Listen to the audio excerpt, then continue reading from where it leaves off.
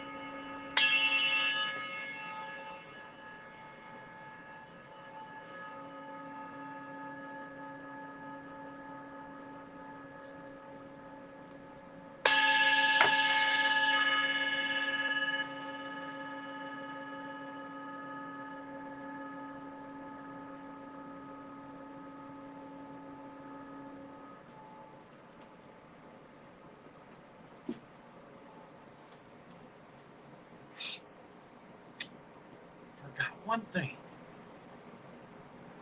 Give me a second.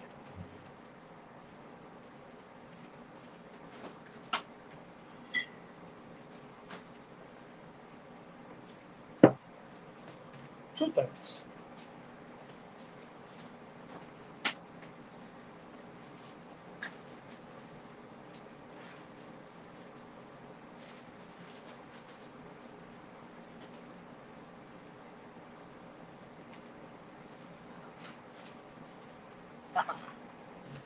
All right.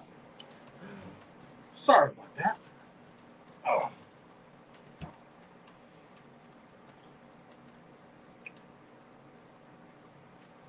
I didn't bring no water. Well, this is the Chocolate Mountain Show. I am your host. Eight Wind is timeless. It it all does start with a gentle sadness. I am the holder of the continuous ball game that was created by the Hero Twins. I am your galactic daddy-o, sitting on my galactic patio from Minnesota to the universe.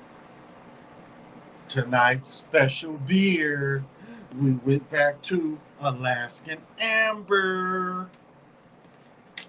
So pop them if you want them, smoke them if you got them.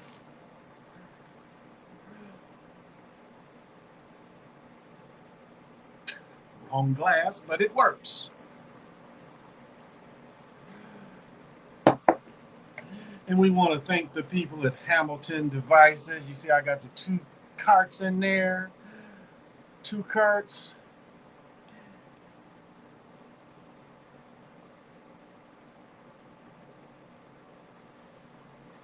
So I also blow big stacks. Woo! All right. What's happening, Derek? Dr. Sinister. Elbow call. Hey, Moray, thank you. Unique Breed, what's happening? Anise, thank you for joining me. Thank you for joining me. Um, Tonight, Moray, you are first. Uh,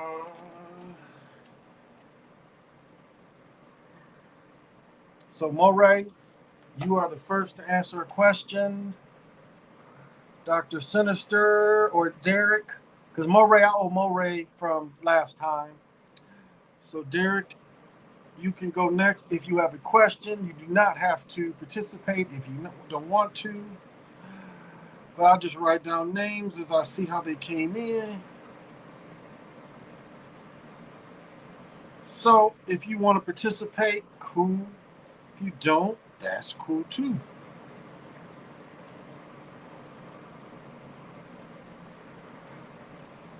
So, Derek, so Moray, if you have a question, come with it.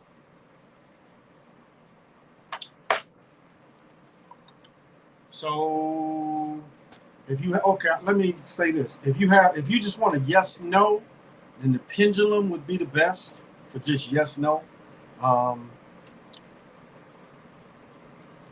Yeah, depending on the question is kind of how I'll go it. Hey, Junior Jeffries, thank you for joining. Well, while you come up with the question, I'll go over some of my notes. I told y'all that if Harding got hurt, now this is one thing that I didn't consider until today. So now I always talk about when Larry Bird, like Pete Maravich retired. If he'd played an extra year, he'd have finally won a title with Larry Bird. But Pistol Pete retired. Tiny Archibald came in. Tiny Archibald got a title with Bill Walton. Or excuse me, not Bill Walton, but Larry Bird. So I looked at Blake Griffin. Now, Blake Griffin's what? 14 years at least? So I see that position. And the other person I wanted to put Blake Griffin to also is Oscar Robertson. I looked at that as well as the Oscar Robertson kind of thing. Because remember, Oscar Robertson didn't win. No, he didn't even win in college. Cincinnati won like his rookie year because he left a good team in Cincinnati. Cincinnati won it all in with Jerry Lucas. So that might have been 61, 62. So that's, I looked at Blake Griffin as that. He is like the Nate Archibald. Harding went out, just like we saw Davis. I mean, anybody should see that was scripted going out. I mean, Davis at least acted a little better, but Harding, I said before, I know about groins and hamstrings. This is the thing about them. If you can tape it enough, you can keep it on your body. It's the same thing with the groin, same thing with the hamstring. Now, you can tear that fucker, no doubt. But you can also keep it tight against your body. And if you keep it tight against your body, you'll have a better chance of keeping it free.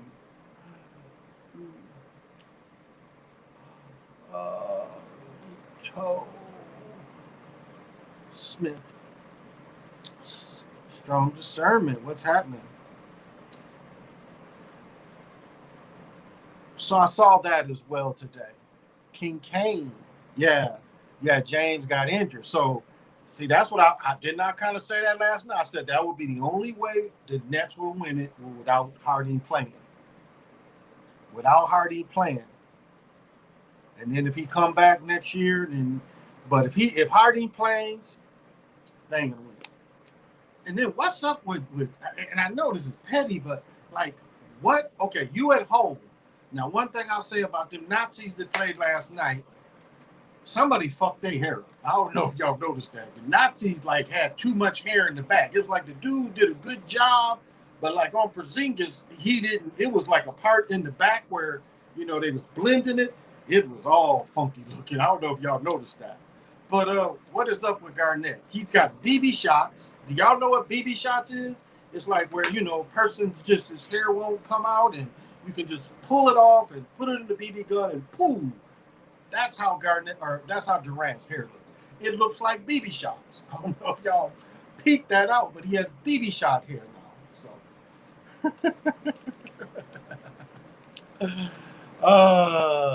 no, they definitely don't. The fight tomorrow smells so fishy. Remember, the fight is an exhibition. That's it. It's an exhibition. Now, We know from Rocky, what Rocky was that? Coming to America. Remember where it was supposed to be an exhibition and the Russian kills him? They would shoot that dude before they let him kill Mayweather. They would shoot him. Now, the weight alone would disqualify this unless they make dude get a certain weight, but it's fishy. It is. Wow. So remember that. It's an exhibition. So it ain't nothing to worry about with that. It ain't nothing to worry about that, King Kane. So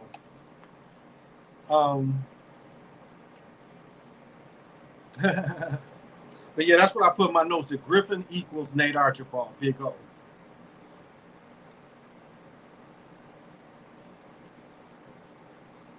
I was peeping this, listening to these goofies. It'd be some goofy motherfuckers, and listening to them.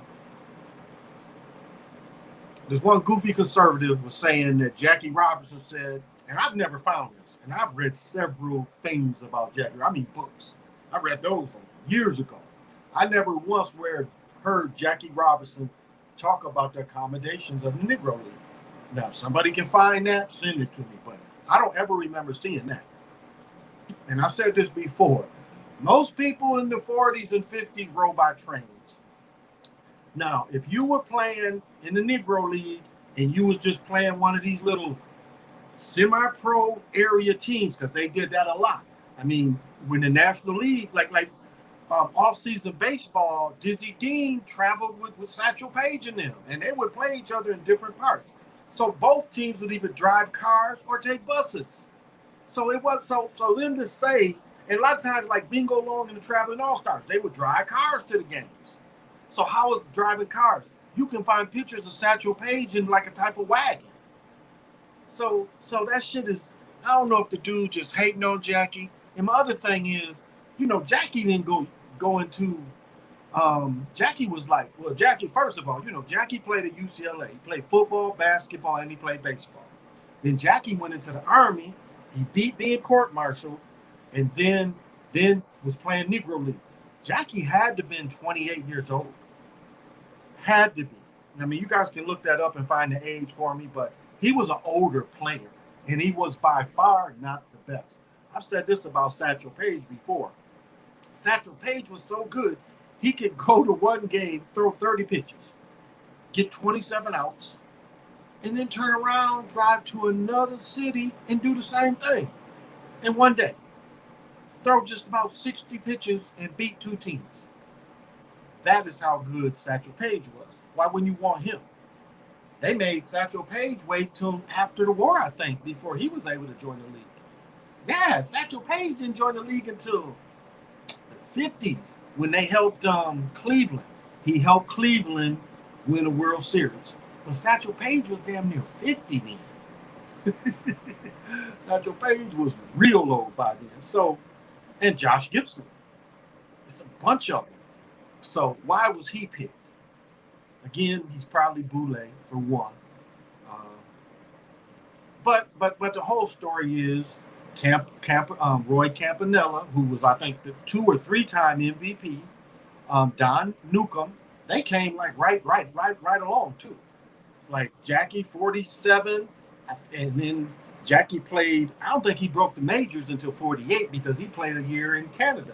But maybe he went to Canada in 46. I don't really remember. But Campanella and them was like right when he left the minors. Campanella and Don Newsom was right there. And Don Newsom wasn't better than Satch. Why did Newsom get picked instead of Satch? And one thing I know about Campanella, Roy Campanella later got paralyzed, but again, he was MVP of the league a year or two. This is how good Roy Campanella was. But he was Jewish faith. I don't know if people realize that. His mother was Jewish faith. And his life is sad. I don't even want to get into it. His life is very sad. Very sad.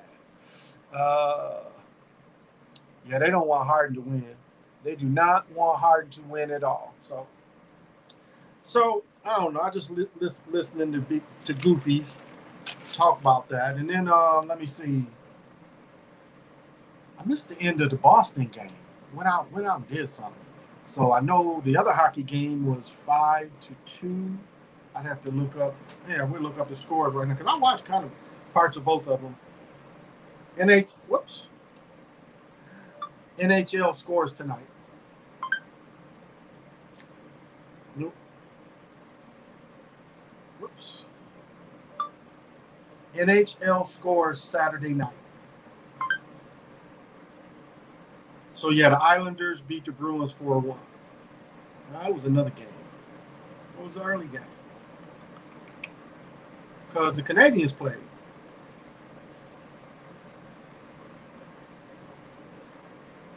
It was an earlier game. It wasn't this 4-1. It was 5-2.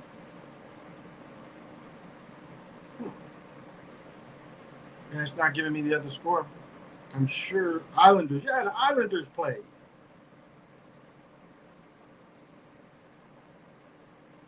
So what was that score? Yeah, the Islanders, I think, beat the Hurricanes.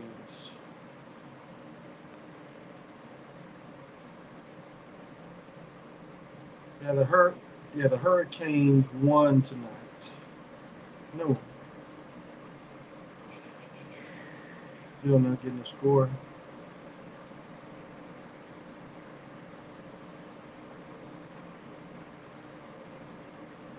I'm I'm getting the recap, but I'm not getting the score. Okay, it was another game today, so I guess that was the game. 4-1 Islanders. I thought it was another game earlier. I guess I'm tripping, y'all. I guess I'm tripping.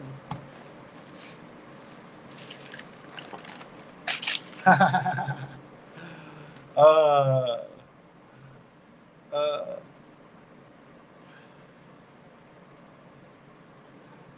uh, there's no judges. There will be no declared winner. Yet KOs are allowed, and they have 3 knockdown rule. Now, in the last fight, so with the Mike Tyson fight, there was no KOs allowed, but they're saying that you can knock them out. That's interesting. That's interesting. Adrian, what is happening? I try. I study this thing for my whole life, and just try to bring my knowing from years of study and playing. So so they can knock out because that last knockout I thought was fishy too. Nate Robertson, that was definitely fixed for Nate Robertson. If you look, he ain't get hit like it looks. It looks wicked, but if you look at it, he didn't hit him that hard. You know how you can do in the movies where, like I was watching the movie last night, dude like just swung at him and dude just fell. Look at Nate Robertson knock out again. Nate Robertson is kind of turning his head and he kind of hits him like right here in his neck. So it looked harder than actually what it was. But they had practiced that well because it looked good, but he didn't hit him that hard. He didn't hit him like it looked at a closer inspection. If you inspect it closer, it does not look that frantic. It does not look as frantic as what is showed in the. Yeah, it didn't look that like it was that bad. Shit, I can read the things better now. I didn't put it closer, so. Well, I am offering readings tonight, so I got a list of people who are going to go. So, and I knew that my incense probably was going to die. I guess I should have brought more. Ooh, that bourbon tastes good. Bourbon flavored instead of sweet. Anybody watch the girls? They showed 2 WNBA games today, and then they showed the Women's World Series. Oh, I definitely needed to do that. Anybody check that out today? The Women's World Series. And I was just watching both because I watched both WNBA games. It's been so hot. Let me say this. It was 90. Some of the cards was reading 100 and something. So earlier, my best friend was in St. Paul. He said this shit was showing 103. Going further south, my daughter's mother said they got a reading of about 104, 105. When I went to get beer, it said 99. So it's 84 right here. Hey, brother PJ, what's happening? It's 80. It's still 84 degrees right now, and it's supposed to be like this till next Thursday. I mean, you can look how tan. I wasn't even out that long. What's happening, PJ? Hope you're making that big bread tonight. So, and I kept the window shut and kept my air on so I don't get the sniffles. I think changing from having the windows open and trying to put air, I think that messed with my sinuses.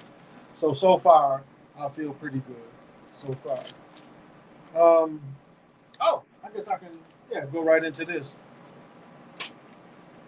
So I picked this book up. I ordered it. And this book is called The Looting of Satchel Mountains. So if any of you want to look into this information, and this is my early argument with mud flood people too. So they want to show this kind of, you see a lot of this kind of thing, and they try to say this is mud flood when actually they go in and destroying mounds. So that's a lie they try to tell too. They try to make you think that, because what you have to understand about North America is this is the land of the mounds. Wisconsin had the most everywhere, but people that researched it showed that mounds was everywhere in this country, but Wisconsin had the most, and it's less than a handful. They had the most mounds per square mile, and the Europeans went and leveled them all out and dug in them and took their treasures. Now, my brother and I always have the conversation about what they did near my people's area in the Ohio Valley, the mounds in the Ohio Valley. Because my people would go back and forth from Virginia, North Carolina. They would go back into those valleys in Ohio and worship around them mounds. But when you take like John Smith, before he was sacrificed, because he was sacrificed, and that's what it took for them to go. They sacrificed him. But anyway, you have to look what they took out of them. John Smith took something out of them. And he admitted he had some type of gold plates that he was able to see and talk to the divine. But whatever they took out, they were able to get a state. They were able to get a state out of it. If you think about it, they gave them a state from whatever they took out of them mounds. So this book is just one of the many mounds that they destroyed. Like if you read the information about the giants, they was finding the giant mounds, and the sad thing is these things was so ancient where when they exposed them to air, the bones just crumpled. That is how old they were. Now PJ said that there's some in your Ohio area, the Ohio Valley, there's mounds, exactly. And most of this stuff is not even on the market unless you got big bucks. They try to hide this stuff because they know they want to put it in museums. But and there's laws that they protect it now. But back when this book was written, there was no laws, and people was getting rich off this kind of stuff. So let's get the. Oh, thank you, Anise. So like the nearest one to me is about 40 minutes away in St. Paul, right on the Mississippi. And I know I've been saying I want to go down there, but the 40 miles is 40 miles. And that's like an hour and something. That's a little less than an hour there, a little less than an hour back, but it's still a lot of hunker. So haven't been too keen to make that trip lately. So so I wanted to share this. So again, it's The Looting of the Satchel Mountains. If you'd like to look that up.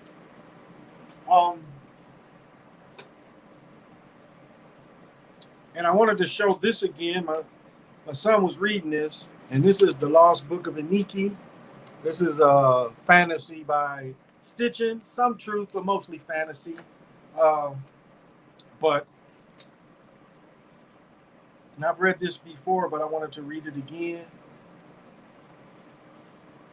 Here we go. Okay, so the me. So it's spelled my, pronounced me. tiny objects encoded with formula for all aspects of science and civilization. This is how he describes it. All right?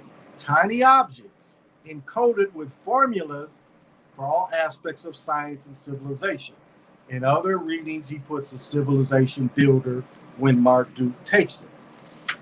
Now, Marduk, here we go. Firstborn son and legal heir of Enki and Damikia, worshipped as Ra in Egypt, jealous of his brothers, unsatisfied with Egypt alone as his domain, claimed and after exiles, wars attained supremacy on earth from his city of Babylon. Nagal, a son of Enki, appointed by him to navigate the boat of the hero of the deluge. Another name is probably, here we go, Anani, otherwise known as Esther, Easter, but Anani. Daughter of Namar and Nagal, twin sister of Uta, was betrothed to Damazi, ferocious in war, lust and lovemaking, mystic Uruk of the third region known as Ishtar, and Academia, social with the planet we call Venus. And then the other name that I'm sure everybody's heard of when I find it, Gilgamesh, king in Uruk, being the son of a goddess, went in search and found the immortality. This is what's interesting. The great below is called the continent of Antarctica. Enlil, son of Anu, his sister's spouse, and thus the foremost son entitled to the succession of Nibiru's throne, ahead of firstborn E, military commander and administrator, sent to Earth to organize wild-scale gold obtainment, father of Nitra, by his half-sister Nama, and of Nanar, Ishkar, his spouse, Nanu, opposed the fashioning of the earthlings, sought mankind's demise by the Demerge, authorized the use of nuclear weapons against Marduk, which is kind of a reference to the Dead Sea. So, just wanted to throw some of these names out there. Again, use your discernment. Aniki, firstborn son of An and Aburu. Anu, Nubu's ruler when Anaki came to Earth, also a planet called Uranus. Anunnaki, those who come from heaven to come to Earth, from Nibiru to Earth. So, okay, Moray. I'm ready, Moray. You shoot it. I don't think they let you get near or them either.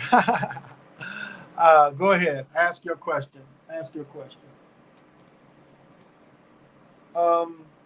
Weapons of terror. Nuclear weapons used at first on Nibiru, then finally on Earth.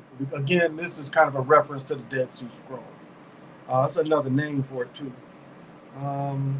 Water of Youth, promised by Ra to his followers in the afterlife.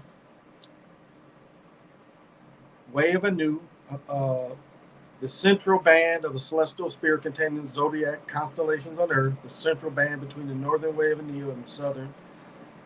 So this is a lot, and a lot of this stuff is still used, a lot of these names. And remember, what was the Nanar? Wasn't he he was the opposite of Aquaman? Remember, Nanar was the water dude, but he was in the other comic. Nunar, I think was his name, for those comic people. So it's a good read. It's good fantasy. So I'm ready, Moredo.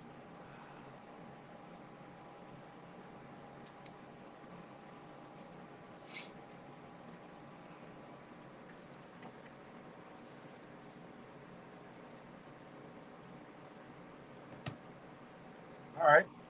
That could be yes and no too, but I'll give a little more thought to it too.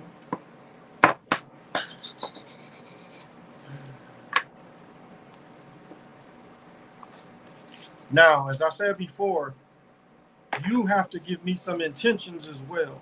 I think I have a health chart in here, so if I do,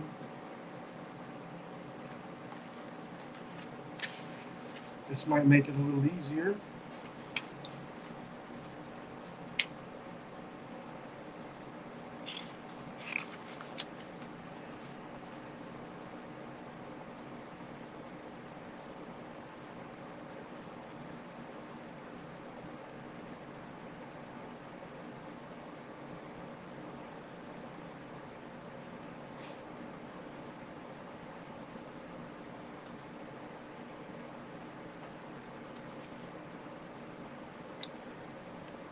Okay, this is kind of it.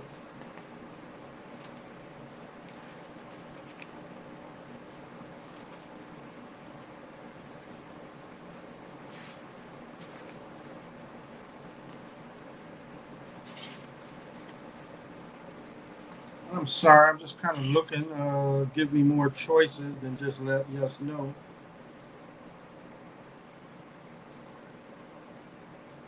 Okay, this is kind of it.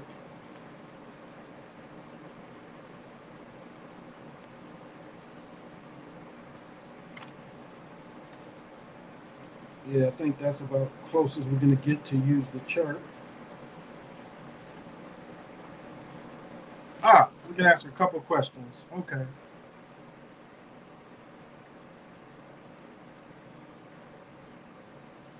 So the first thing we're going to look at is, and going from zero, I'm going to look. We're going to ask it. We're going to ask it, what stands in the way of the happiness in your life? Okay. So Moray, we're going to first ask what stands in the way of his happiness for his life. So will you please point this out in the general direction that he needs to focus his energy, but what stands the way of his happiness?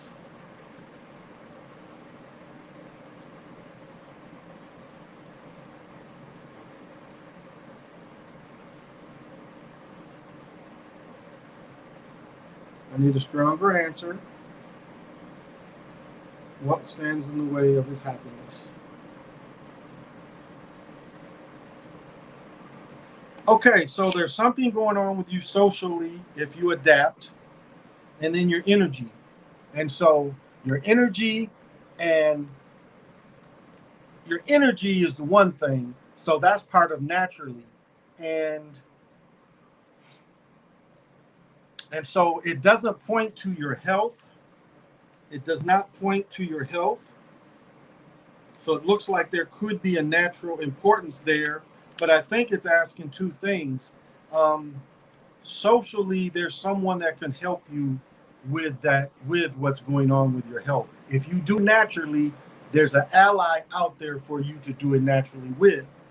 The other thing is don't let this drain your energy worrying about it. Seek what needs to be. Now, again, you saying with your health wise, with the surgery, there's some things you more than likely have to change to naturally without having without having surgery. There's some lifestyle changes that you're going to have to adapt because the very thing that made you need surgery is still the very thing that you can attack. So whatever it is, you can attack it, but you're going to have to change some lifestyle things. And what I'm seeing is by you changing your lifestyle, you're going to have to really worry about your energy and and and how you go after things. So your dynamic energy as well.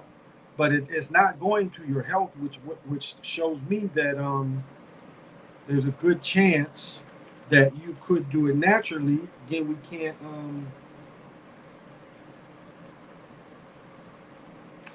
can't. I'm not 100%. And let me look up some others. That's interesting.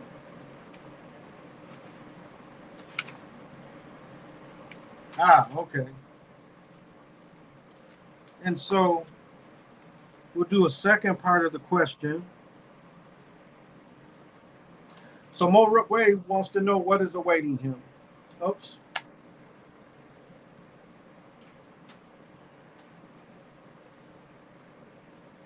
Mo Ray wants to know what is awaiting him. So, what do you feel? And Moray, you need to give me your intentions. And everybody that's watching, you can also send energy. You can send healing energies to him as well. So it's not just on me and it's not on him. If you guys are watching, send him just a positive message that we hope whatever comes can be handled naturally. So Moray wants to know what is awaiting him. So do you have any information for this? Is there any energies that you can attest to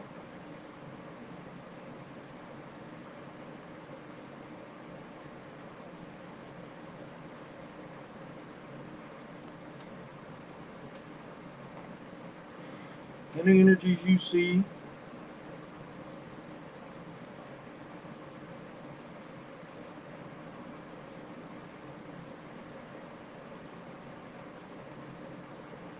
Okay, one thing is pointing to is it's going to be daring. So that's kind of, again, you have to really, if you're going to do it naturally, you really have to be on top of everything. If you have to change your diet, I mean, all this kind of thing, it's going to be a kind of a daring move. But also,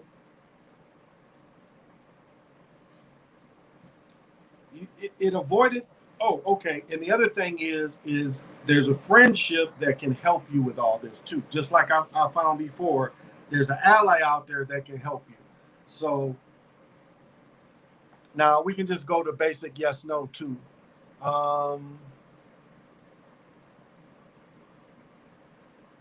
so you're going to have to change a lot, but there's an ally out there, and not a lot, but whatever's ailing you that could recall for surgery, make sure read everything you can about it, is what it's showing, and see how long you can put the energy into healing yourself. But it appears like you have an ally out there. Friendship came up, so it appears like you have an ally out there. So I hope that helps. I hope that helps to, but really all it's helping is trying to make an educated decision. That's all. So these are some things that's around you, and so use what's around you would be my best advice. Use what's around you. So I think you can beat it naturally, but it's going to take a lot of effort and it's going to take a lot of energy. So no problem, no problem. um, but I will say this: to find this person that's going to help you, keep your ears open.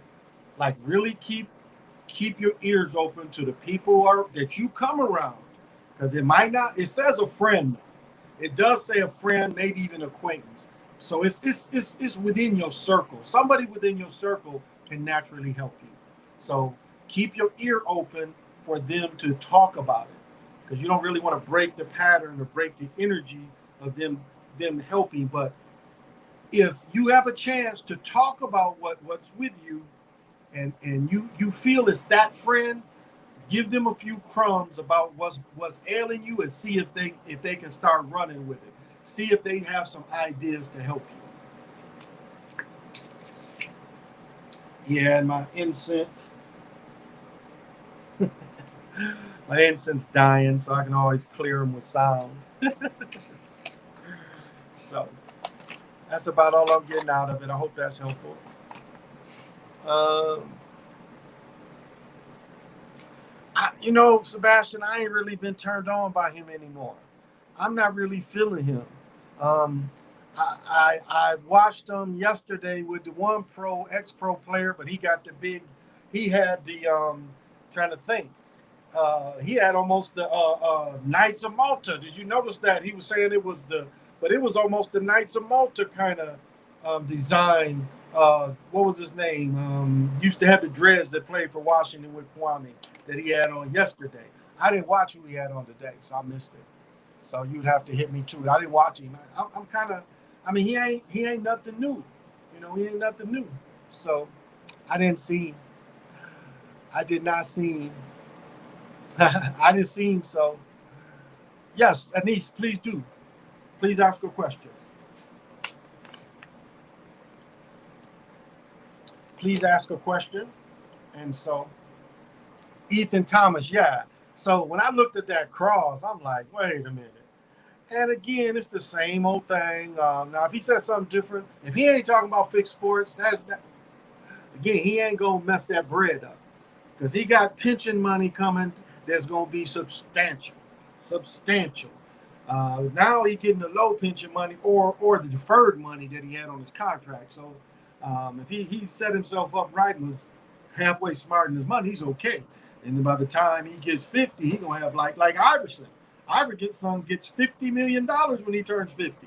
50 for 50, which his wife gets half.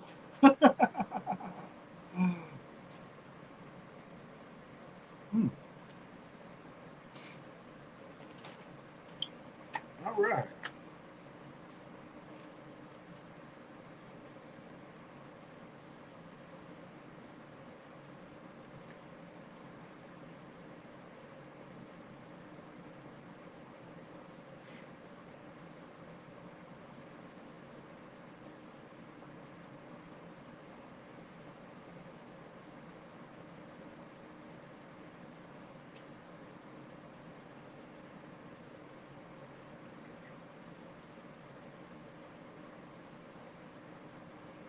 We could use this. Ah, here we go. All right. Denise was likes to know, and I'll switch pendulums.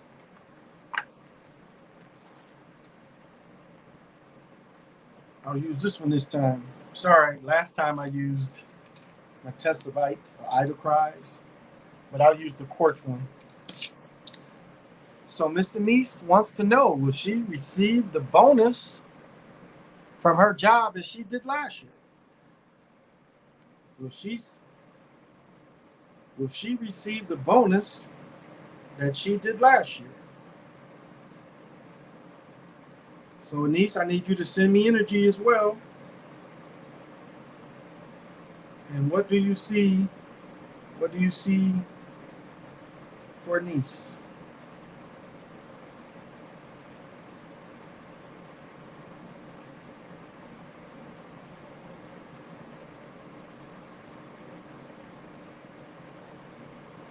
Okay, so it's basically saying that you're going to get joy from it, and it's going to be like hitting the lottery. So I would say that's a pretty positive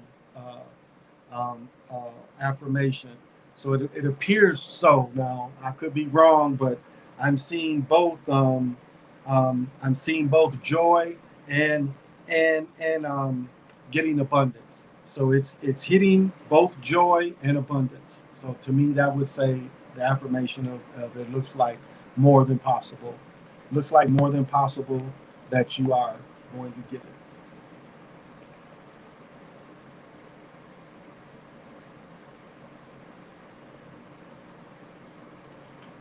Tell you, the fan and air conditioners doing their job. These lights was hot.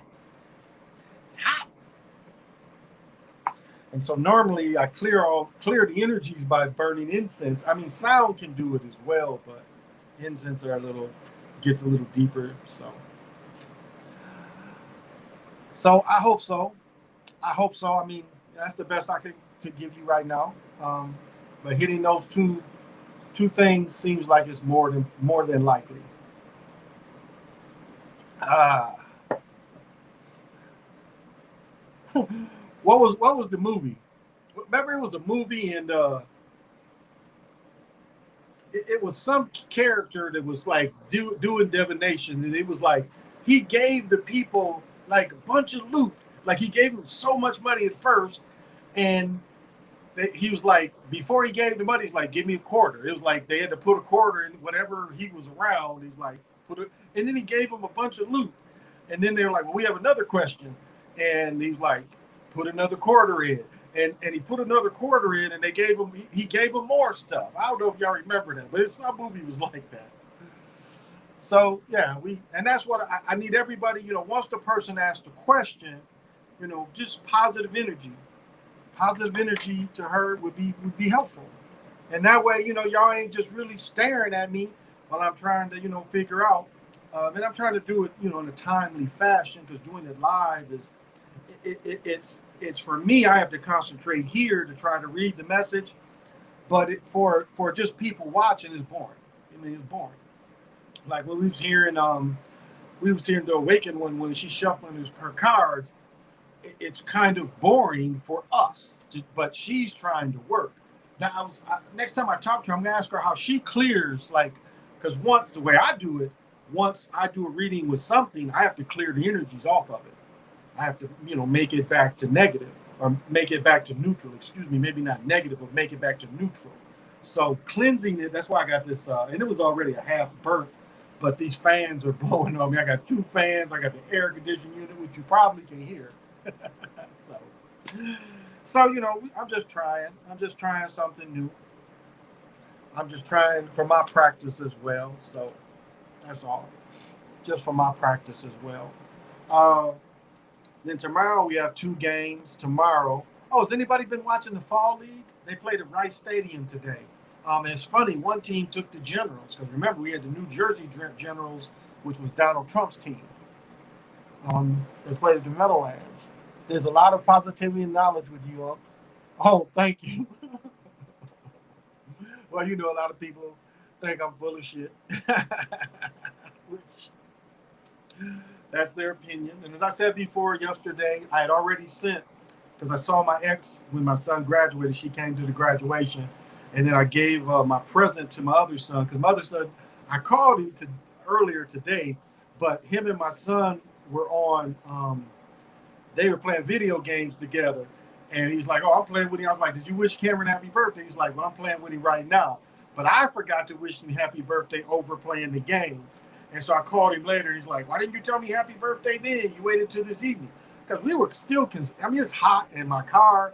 I need to get the air conditioning unit done, and it is hot. Normally, I like the sunroof and the windows open, but as y'all know, rolling in the car at 90 degrees ain't cool without air. I mean, and driving a half hour, you're going to be sweating and sunburned because I love the roof on. So we didn't go because that's why I wanted to call him before if they was doing something. I didn't want to drink another beer before I took off because I'd already drank a couple and ate. So, but he was just over his mother's and he got the shirt I gave him. It was funny. He was like, "Oh, you just got me a regular polo shirt. You didn't get me one with all the designs like the ones you always wear." He's like, "I was kind of taken back because you like all the graphics and stuff, but you just got me a simple polo shirt." I'm like, "Well, I asked your brother, and your brother's like, that's smooth too." So, so but we was joyful for both. So for the family, it was kind of cool. For the family, it was really cool. Uh, Another family member, she had a person that was new working with them. She likes the person. She thinks the person is sharp. So it seems like some of her burden is going to be taken off. So that's always a good thing as well. And my daughter swam all day. She swam all day in this. So talked to her mother, and her mother's like, "Yeah," because I heard my daughter in the back. She was just, but it was like she swam all day. She spent the day in the water. And a lot of times, what they do is the grown-ups, the children that jump off and on the boat just constantly. But the grown-ups get big inner tubes, and now you can get damn near like the folding summertime folding chairs that you can recline in. You can get them that float, and they had cup holders, or you can get these giant inner tubes that have cup holders, and you can just be in the water like. Because I don't really like lakes, but that kind of thing, yeah, that kind of thing is cool. Being in the inner tube and just being like, and you can have your thing to smoke and to drink. That's Minnesota living. I guess I moved too quick for it, but that's Minnesota living at its best. I mean, it's lakes everywhere. I've said that before. They're showing all the lakes was packed. My son, after graduation, they went and hung out at the lake after graduation yesterday. So technically, I could really walk to the lake. It'd take me about 20, 25 minutes. Like, I still haven't decided if I want to go to this concert. For 2 nights, it's $75, but for just the one night to watch it rock, it's $50. So it's really a better deal to go both nights. But as much as I like live music, it is rock and roll and country. And country at times, like I'm friends with chicks on Facebook that do country. I'll support anybody, but to hear all that twangy stuff, I just don't know how long I can listen to it. So, and I might take the mono unit too as well and have a little fun with the live music as well. So, I'm considering it. But $75 I just like the crowds and stuff too. Hey, what's up, Lorenzo? Thank you for joining. Speaking of energy, put some of that in your fingertips. Thank you. Thank you.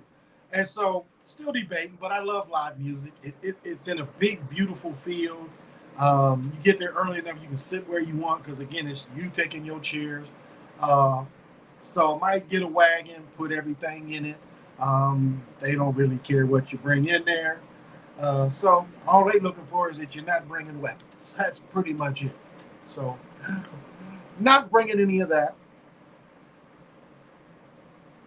And I'm not really a big liquor drinker, but you can sneak liquor in there, and you're probably not going to get beer in there. They sell beer, but you're probably not going to be able to sneak it in there. And I think it's the 14th or 15th of July, so a week or so after the 4th. Ah, let me tell you what, I really, really had good energy last night. So normally I don't go to bed till 4 or something. Don't you know it starts getting daylight like at 4:25? Like I face my bed is from west to east. So actually I should be turned around. I should flip my room around to put my head in the east and my feet in the west.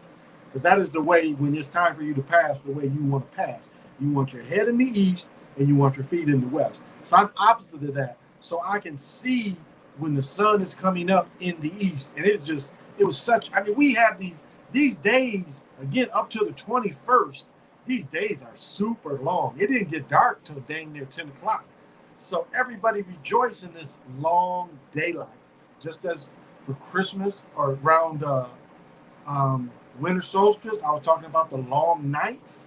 It's the same way now. We have the long days. So revel in the beautiful long days because that's the like after June 21st. It's a little sad because the days you can just see them getting shorter.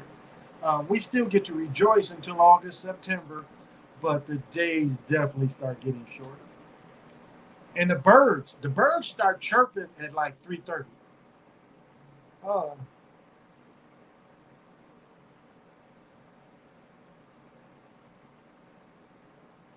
oh, let me tell you, I've told this story before. I was doing contract work. I was doing quality control for these people. I worked with this one dude, and the dude had the greatest hustle. He would get to work early, get overtime. He wouldn't do no work because there was a crew in there doing his work, but he would get to work, and his buddy worked in another department. So he would get to work like maybe an hour or two early, check in, don't do shit but bullshit with his buddy. I peeped that shit out. Bullshitted with his buddy. But anyway, these dudes listening to the same European 105 rock, whatever the fuck you want to call it. And I charted one day. It played the same 5 songs all day long. It slipped one or two in there, but it basically for 8 hours the same song over and over. And what I saw is they could even tell. They could not even tell. I could just see that they were so brain dead, they just wanted the white noise. But they were brain dead. And that's what hit me. I'm like, these dudes really ain't, and again, it gets into the illusionary shit, but they were freaking dead. I'm like, wow. So, so I feel you. I used to hate, I would work places and they play country all day. That shit. And where I lived in Michigan, they had no good stations. Like they just took away one of the stations here. We had a station that played a little bit of everything. Peter Parker. If anybody knows mixtapes, Peter Parker did. Oh shit! Forget that. Oh shit! Here we go. Since I got you, PJ, I got a question for you. Here we go. PJ, I got a good deal to get a.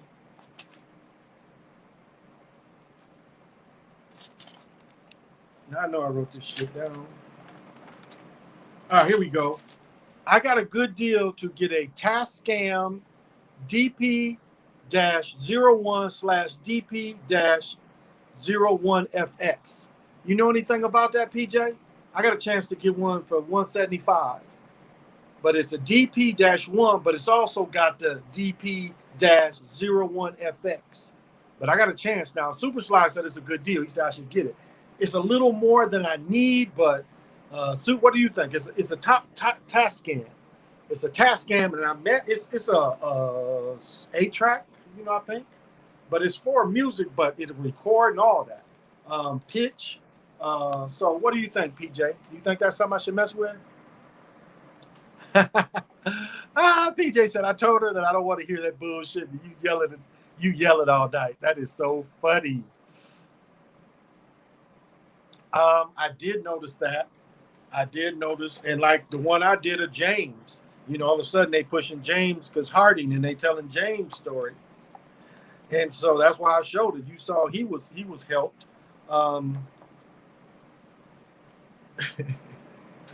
So yeah, I peeped that out too. They missed a lot of shots. They missed a few layups.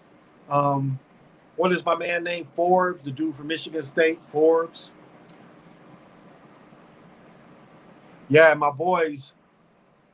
Oh, you say eBay would be cheaper? Because the ones that came up on my search was way more expensive. But you say eBay might be cheaper, huh? Okay. Well, let's put it in. Let's put it in.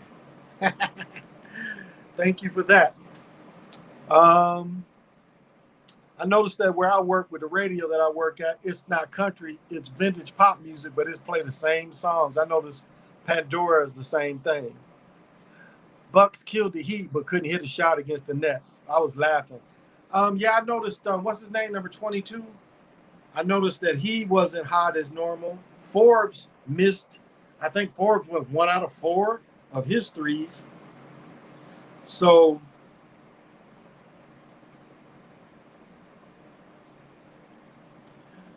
I noticed that. So, yeah, I noticed that.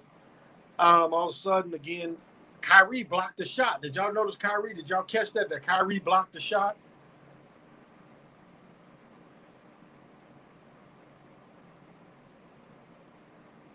I thought I looked on this earlier too. Maybe I didn't. I didn't know. Maybe I didn't know the numbers. Yeah, that's what it was. Dash 0 1. What was it? FX.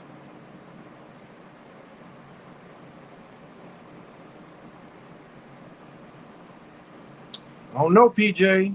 279, 200, 339, 225, 249, 289, 500.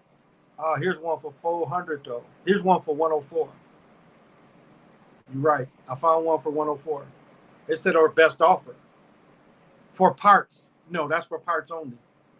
Okay, here's one for 149 or best offer. This must be in another country. It say $70 to ship it to me. And this one ain't the DP. This one is the same thing. Where's 67? This must come from another country. Where does this come from? Where I got to ship it from? California? You charging $70? The fuck out of here with that. Okay, 225. Parts only. Owner's manual.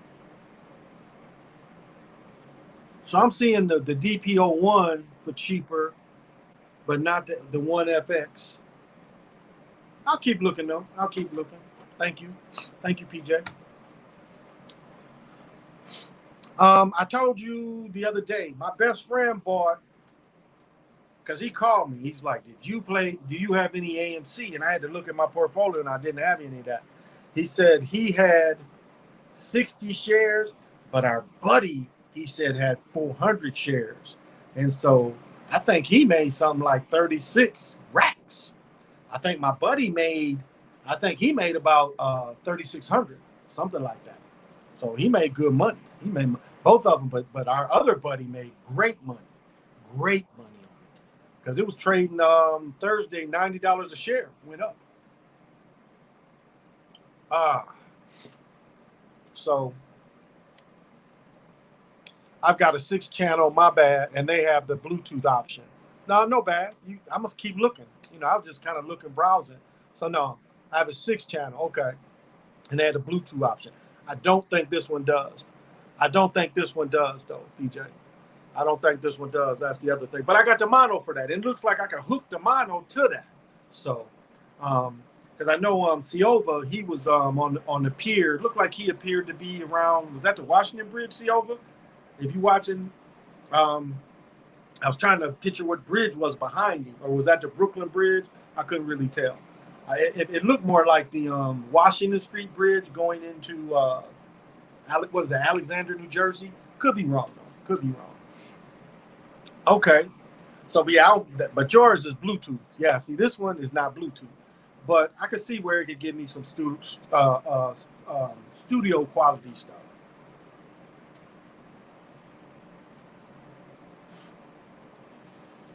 So I can see where it can help that.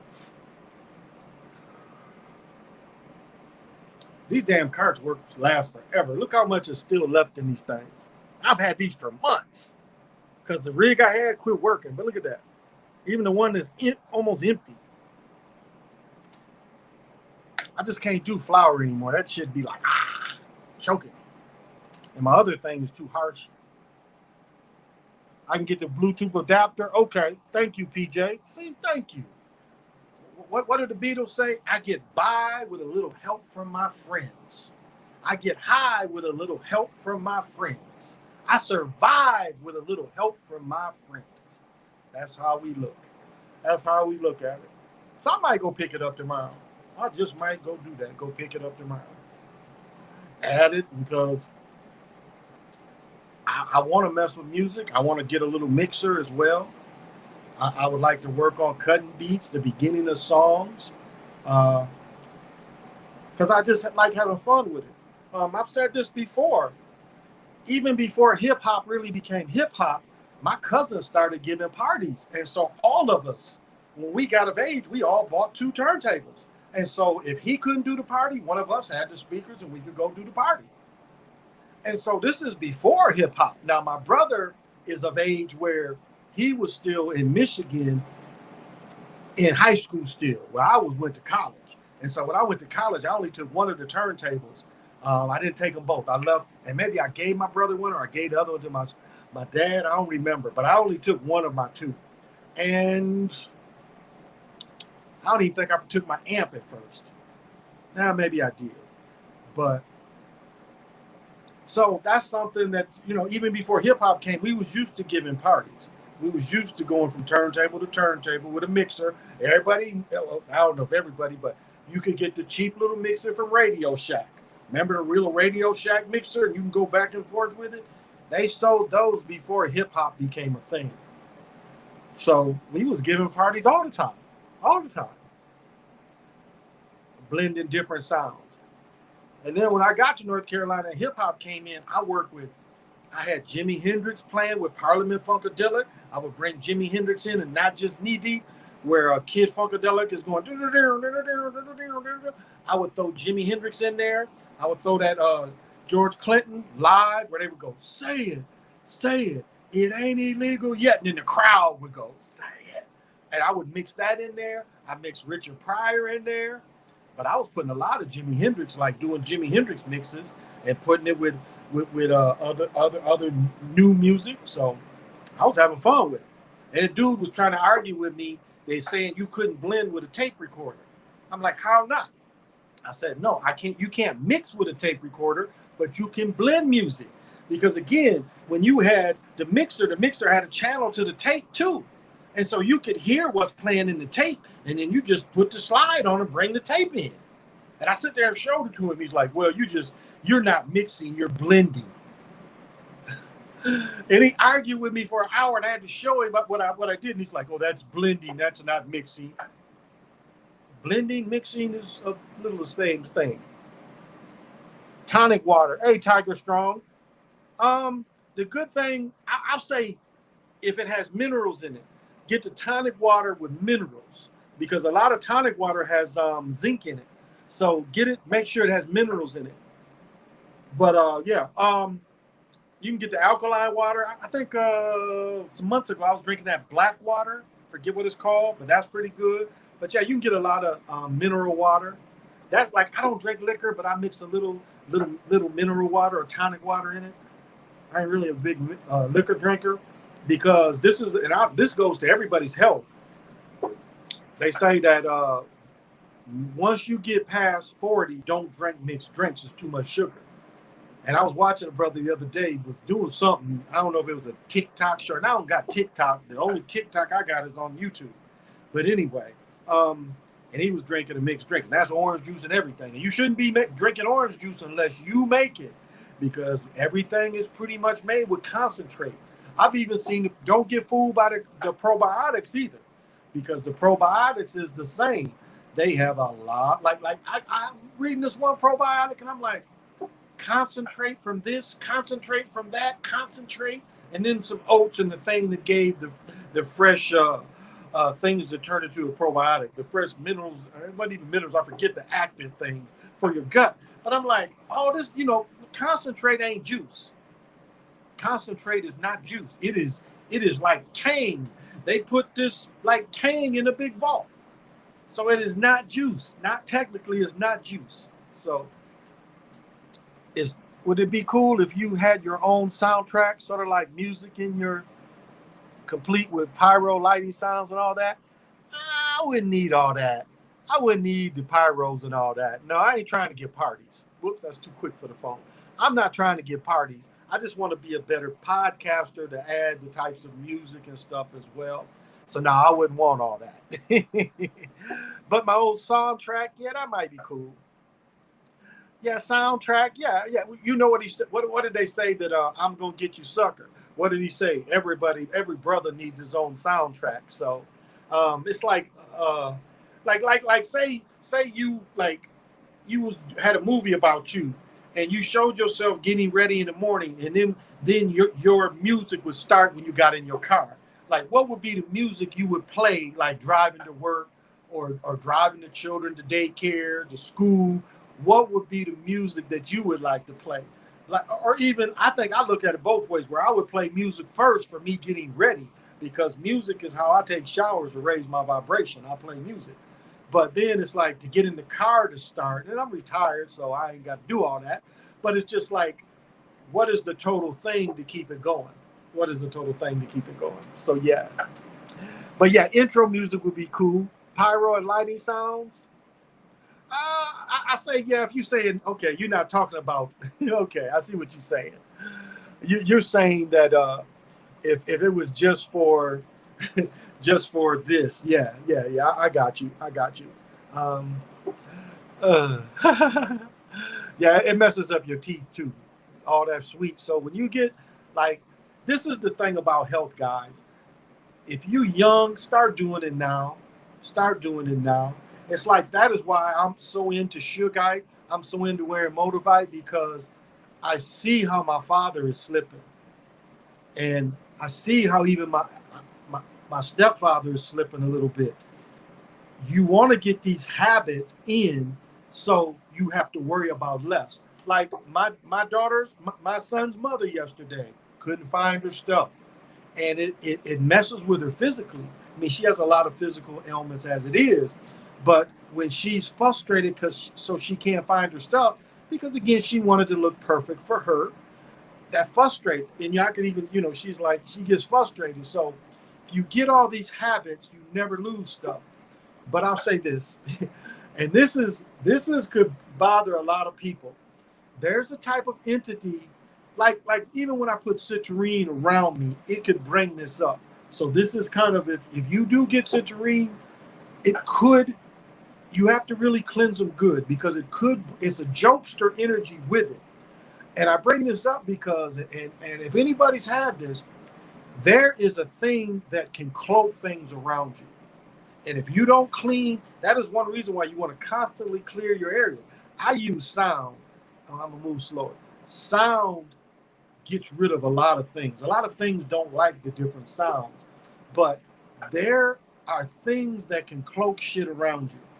I caught it yesterday because it tried to cloak something of mine, and I saw it, and it was funny. It was literally like this.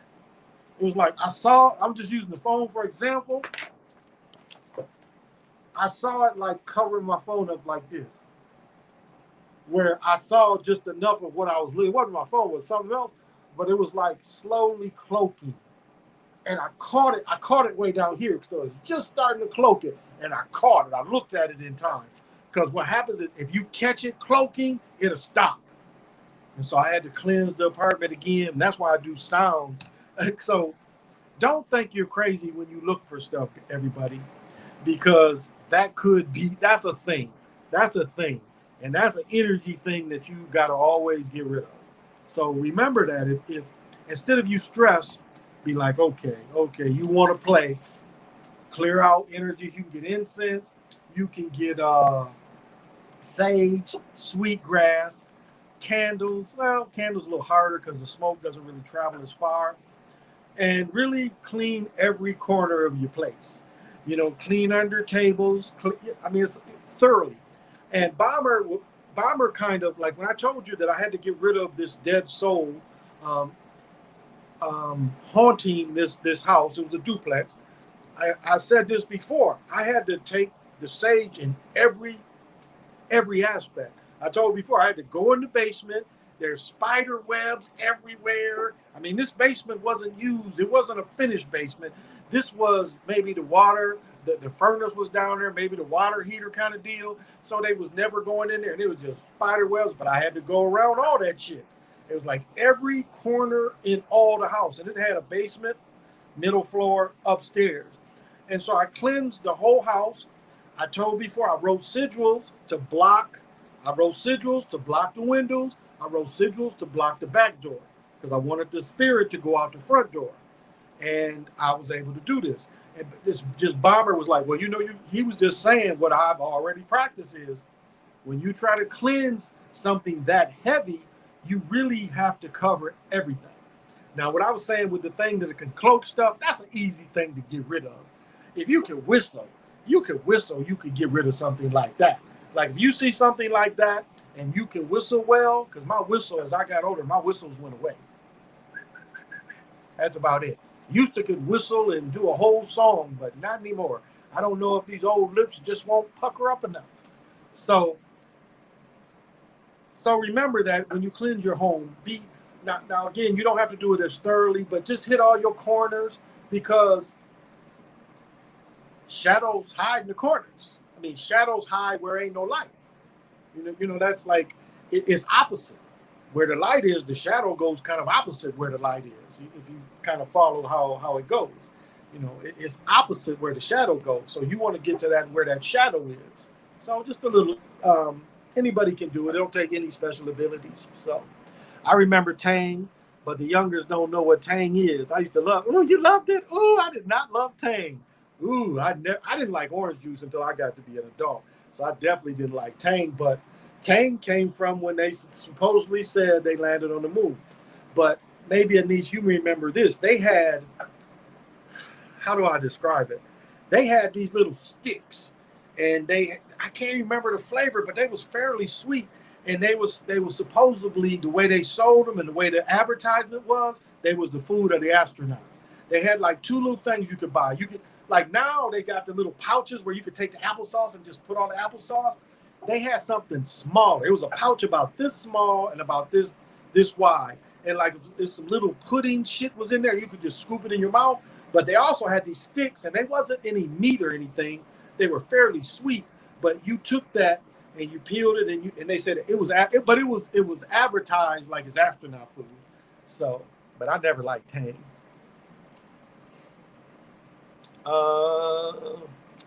You're welcome, Anise. All the time. I'm glad Sly spoke on one of his videos. Salute. Okay, yeah. Hey, when I ask a question, super personal, but will I find mutual and genuine twin flame love in my lifetime? All right, I'm gonna do it a little differently. I'm gonna use the cards. And since I don't think these would really answer the question the way I want to be answered. I think these are going to be a better.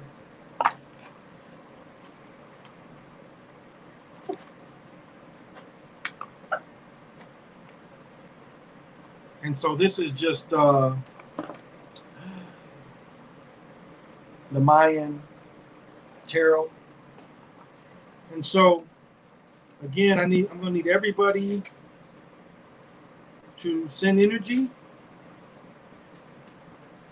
I should be able to do a fairly quick one with this.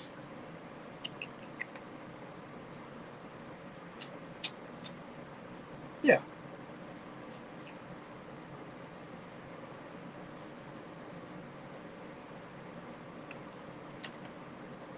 me see. Did I mix them?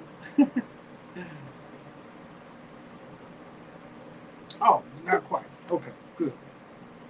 No, I did mix them. Okay. I mixed them, so that's okay.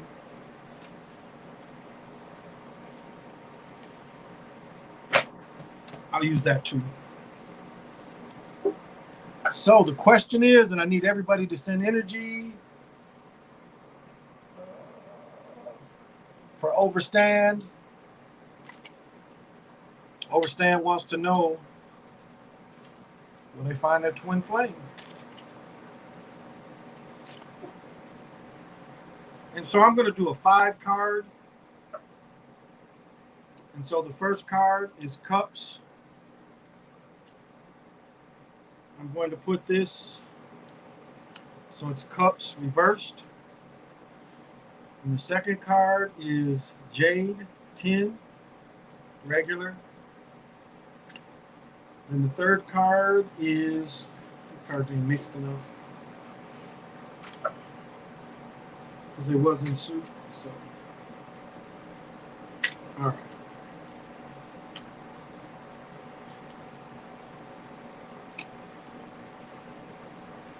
All right, then we have staffs, 8 of staffs.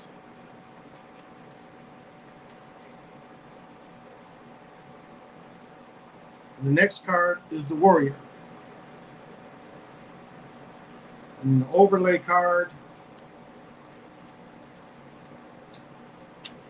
which has to be from the higher Arcadium, so give me a second to see which one is revealed.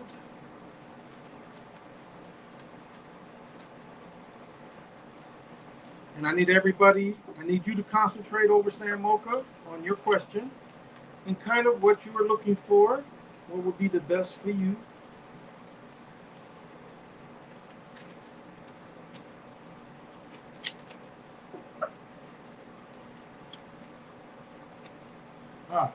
Okay.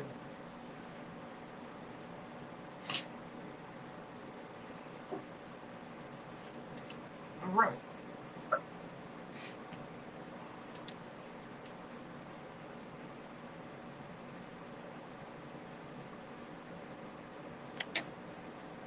So it's going to take me a minute. I'm going to do a little research too.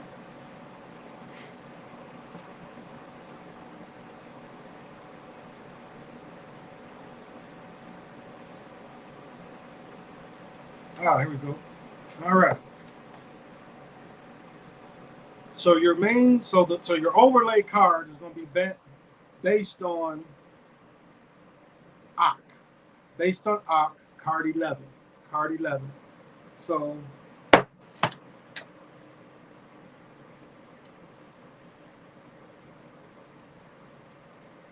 it was upright. So, okay. All right. See, interesting too, because the sign that would go with the balance card would be Libra. So that's a good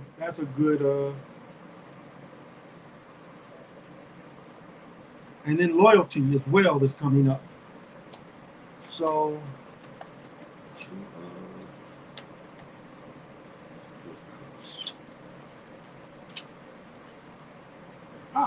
this is what I was looking for. Yes. Okay. Yes. Okay, so I'm gonna take a little notes, and then I'll put it together. Right here.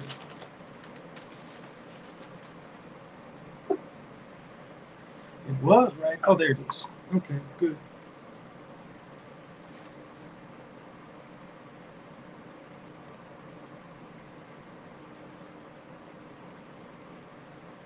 Yes, that is a good start.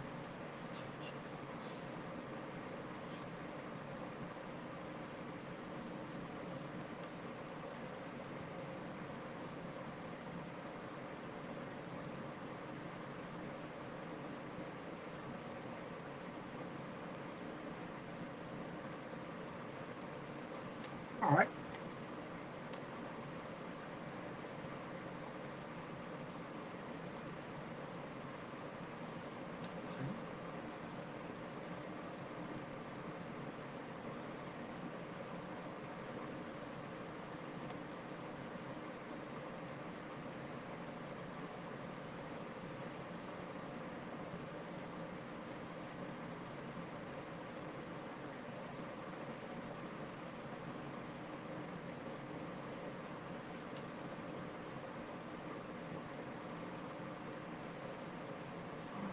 right.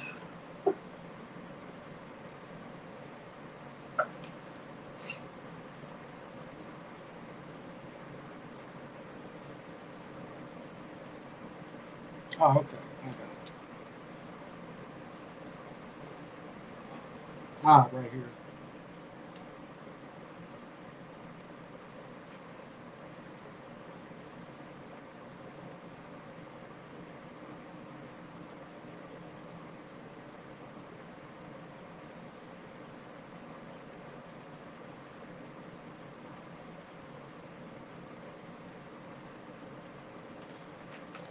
All right.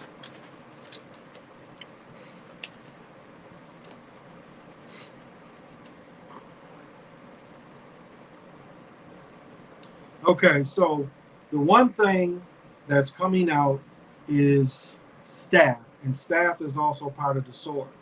So one thing that you're going to have to do is you're going to have to cut through fraud. So what I mean by that is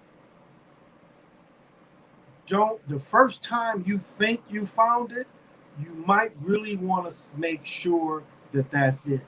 Because in this reading, there's a little bit of so the thing is in the positive is coming as love and passion is definitely coming your way. Home and affection is all going to turn into that. Um, Intrigue though is, I would say, the intrigue is the thing to pay attention to because if somebody intrigues you, that seems to be the thing that's going to be positive. But on the other side is if you think you see somebody and you see contradiction, if you see any contradiction, it's going to be followed by fraud. So go into this with your eyes open because it's very positive for love and passion. Very positive. And it turns into home and it seems like it's going to be a long affection for each other. And it seems like this person will intrigue you all the time. Seems like it's going to uplift you. However, if you think you found a person and you see any contradictions, it's going to get worse. So if you see any contradiction in the person you think, that ain't the person. That's one way you're going to tell. Because once you see the contradiction, the next thing is going to be followed by fraud or lies. So pay attention to that. So yes, it's around you. It is around you and it's coming to you. But pay attention to anybody that contradicts who they say they are for you. Once you hear that, you got to stop. That's going to be the warning signal because it's going to get worse and worse. And it seems like because again, so yeah, three cards are in reverse, and the two leading closest to the balance. So that is your main card is the balance, and it's the balance right side up. So it says the balance is connected to the flow of the energy. The tip of the scale indicates the direction of this flow. The wheel shows something for us in the operation of culture. And the fool learns that all culture is decisions. This is the card of the handling of energy.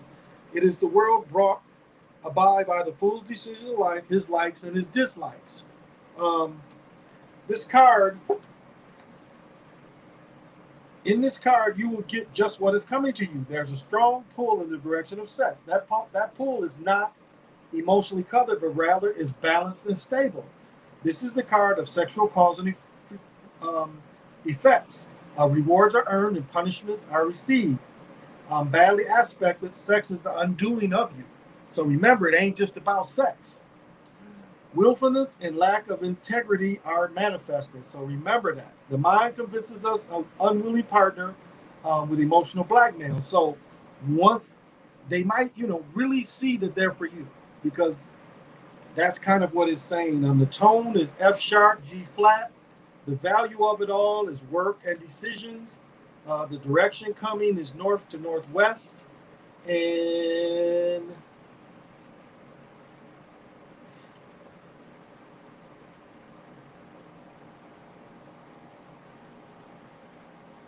right here.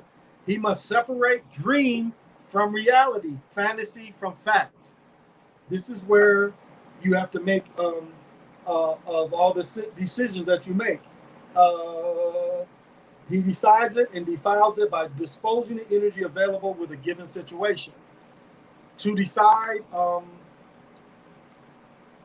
okay, right here, all decisions destroy innocence. So if you do have to make that decision and you do see the fraud or contradiction right there, all decisions are going to destroy. So if it's just not natural flowing and there's some kind of contradiction that comes with the decision, that tells you right there that's not it. It is the active principle entered into by the lovers when they assume authority of their world. Creation and destruction are the two sides of the judge's sword. He cannot use one side without using the other as well.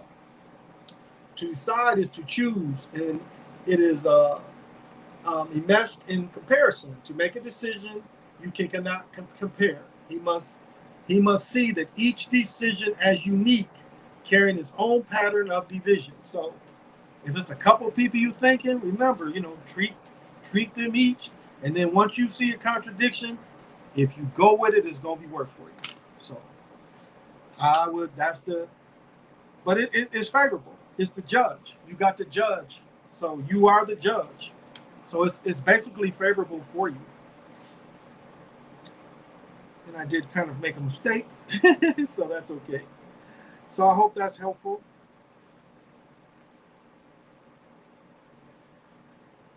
I'm good. I'm glad that I get to practice. And look at this. This is one of the sweetest cards, just by the artist. That's Eight Wind. That's whose name I take. And this is the Talalak. What do they call it? Effigy, they call it. But this is actually it from the Natil. Isn't that sweet? That's something like the real one would be the one, like if I ever had a tattoo, which I never would, but that would look sweet on something, like a t-shirt or something. That would look real sweet.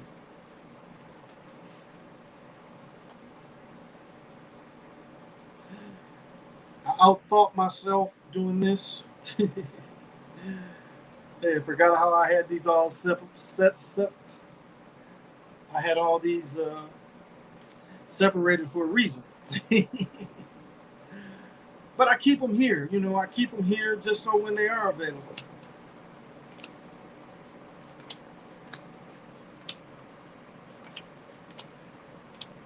So it's good to practice. Okay. Good. There we go. And this is how you begin. You begin as the fool. Because the fool has no fear. All right. It's coming back to me. That's why I needed to practice. I have a pretty good sense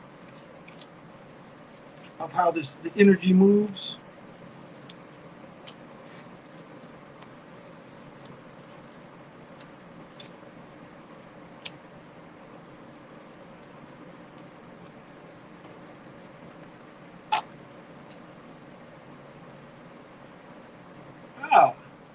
Perfect.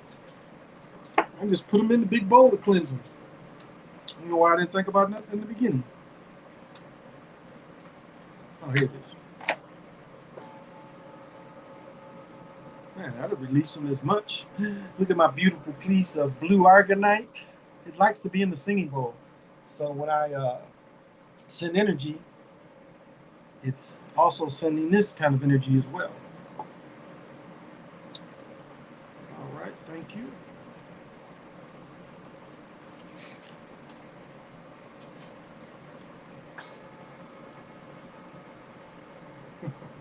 This thing is moving. I caught it moving. It's like I'm seeing it move. This is a deep book. I mean, this is a really deep book. Now, they got me.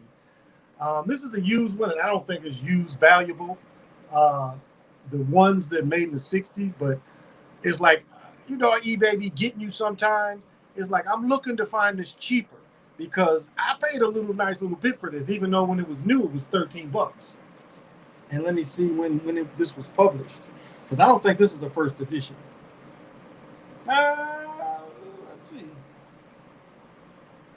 Maybe, yeah, it might be. Might be, because this is from 78. But I would have agreed to buy the old ones for, the newer ones for cheap. Oh, your favorite color is blue? So is mine. So is mine. So like I love it. Like this stuff is the Aggie colors too. The Aggies is blue and gold too. So I love the Aggies. Gratitude and salute. Well, you're welcome. I hope I hope it works out for you. Yeah, Jack, fake Harden. Yeah, yeah, it's definitely some BS. But I said that. I said for them to win, he got to be hurt. If for them to have a chance, he got because Embiid got tore cartilage in his knee. Now, when you tear a meniscus, that ain't really major; it just hurts. But tore cartilage, again, it's not uh, you can play with it, but you could risk doing worse to it. But again, do we believe? Do we believe Embiid's really injured? Oh, Anthony, they was giving it to Anthony Davis. Anthony Davis was mad at Barkley because Barkley, they calling him soft. I mean, that's Grant Hill heard the same thing, but Davis, since he been with them, he has been injury prone.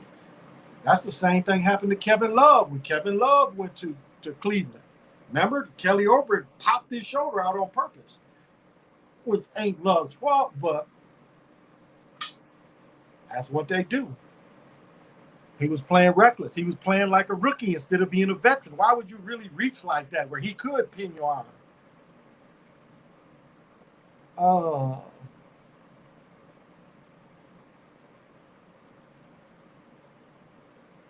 is the that debate to me now? I know a lot of people don't like Wilt and say, Wilt played against less teams. He didn't play against 30 teams. Or what did Jordan play against? Was it all 32 teams? Wasn't it just 28? Maybe it was all 32. Yeah, because he played against the Raptors and the Grizzlies. So I believe it was 30 or 32 teams. Wilt only probably at his peak played against 16 teams, but he destroyed those 16 teams. I mean, do you know how like if you like when I say I faced two people that have scored 80 points, I give Eric example more than Rashawn because Rashawn must have made 23s. No cap. I think that game where he scored 80 points, he must have made 23s. No cap. I mean, he was just whop, whop, whop, whop, whop. Made it easy for us. But Eric Hawkins, and this is a young brother that passed, his game, because the record was 50. I scored 38. This other cat cherry picked the whole game, and I got almost all the rebounds, and I just rifled him to him. I must have had 20 assists, but he scored 50. And so at halftime, I was looking at the books, and I saw that Eric had like 38 at halftime. And I looked at them and I was like, Eric, I said, the record is like 50. And I'm like, you almost there. And Eric only made 10. Yeah, he made 10 threes. He made 10 threes, which is 30 points. He scored the other points on hustle. I mean, it was like everybody else was standing still. He went at, like he would shoot threes, like he would be on a fast break and shoot threes, and he would chase the ball down. I mean, he was all over the court. And at the end of the game, he scored 80. And it was, I know I motivated him. It's the place in Battle Creek called Full Blast. It's still a plaque in there for when Eric scored 80. And so I know I motivated. He was a dude who ref with me too. I went to his daddy was like one of my guys as well. He was raised by his stepfather, but like I knew all his uncles. His daddy was a little younger than me, but his uncles was my age, and I had known them all their life. And so, yeah, he did it. So Eric was more impressive than Rashawn Leonard's 80. And then Rashawn, I think, had 81, and Eric had 80. But it was more impressive because Eric did it like on layups. And I mean, when I say he out hustled 9 other people, he literally out hustled 9 other people to get 80 points. And so I know I had a little bit of my hand into it, motivating, telling him how easy it is to break the record of 50. Because the other story about when dude had 50 to play with me is we was playing 4 people. So that's the other part of the story. I ain't gonna cap just to make it look good, but he had 50 and we was only playing 4 people, or they had 5 and 1 fouled out. I forget, but that's the whole story. Because when I heard he went out, I was like, damn. Unc said that, and truthfully, they can win without James. Exactly, they can win without him. It's like they got the nuke bomb and they happen to use it. Yeah, I have a weird feeling they rest in James. It could be too. It could be. Yeah. The Celtics are like the Packers to me. They win a lot of championships when there isn't a lot of teams. There you go. There you go. Um, the same really could be said with the Bears. Like people forget the history of the Bears. The Bears before the Super Bowl era, yeah, the last team before the Packers won the Packers won what 5 in a row, but the Bears won the year before Gale Sayers and Dick Butkus went in. So that must have been '64. They won the championship, and that's what makes no sense. You get the best two number 1 picks ever was Dick Butkus and Gale Sayers. There's never been two number 1 picks where there wasn't a defensive rookie of the year. You had Gale Sayers that scored 22 touchdowns in 12 games, which is more impressive than what anybody else has done. And then you had I want to say, did Butkus get the MVP if Gale Sayers didn't get it? But Butkus was like the defensive player of the year, I think, that same year. So, and Gale Sayers, his rookie year, his average was every 5 times he touched the ball, he scored, no matter how he got it. If it was because he did punts and kickoffs. And truth be told, Gale Sayers was stopped from breaking the 6 touchdowns. They had the ball at the end of the game. Gale, and then this is how, when you talk about gatekeepers, Papa Hallis was a gatekeeper. Ernie Nevers, that played up in Duluth, was original team on Duluth Eskimos, which was original team in the old NFL. He scored 6. So being a gatekeeper, old man Hallis didn't let Gale Sayers break the record. He only let him tie it. Well, Gale Sayers could have easily had, but watch that. You can watch YouTube of Gale Sayers scoring 6 touchdowns. He was a bad man. I mean, Gale Sayers was the only dude I ever watched that could fake a person. He could fake a person out that he didn't even know was chasing him. There's pictures of dudes like right on him, and there's no way he knows the guy is behind him. And he'll make a move, and the dude go that way. Bill Cosby described Gale Sayers as a Niebuhr. He said a dude went to tackle Gale Sayers, and he said Gale Sayers split in 2. It was 2 Gale Sayers running, and once they got past the defender didn't know which Gale Sayers to tackle, and so the defender missed them both, and then they came back together as one. That's what Bill, in the book I Am Third, that's how Bill Crosby described it. We know they shame Paul in games. They do shame him.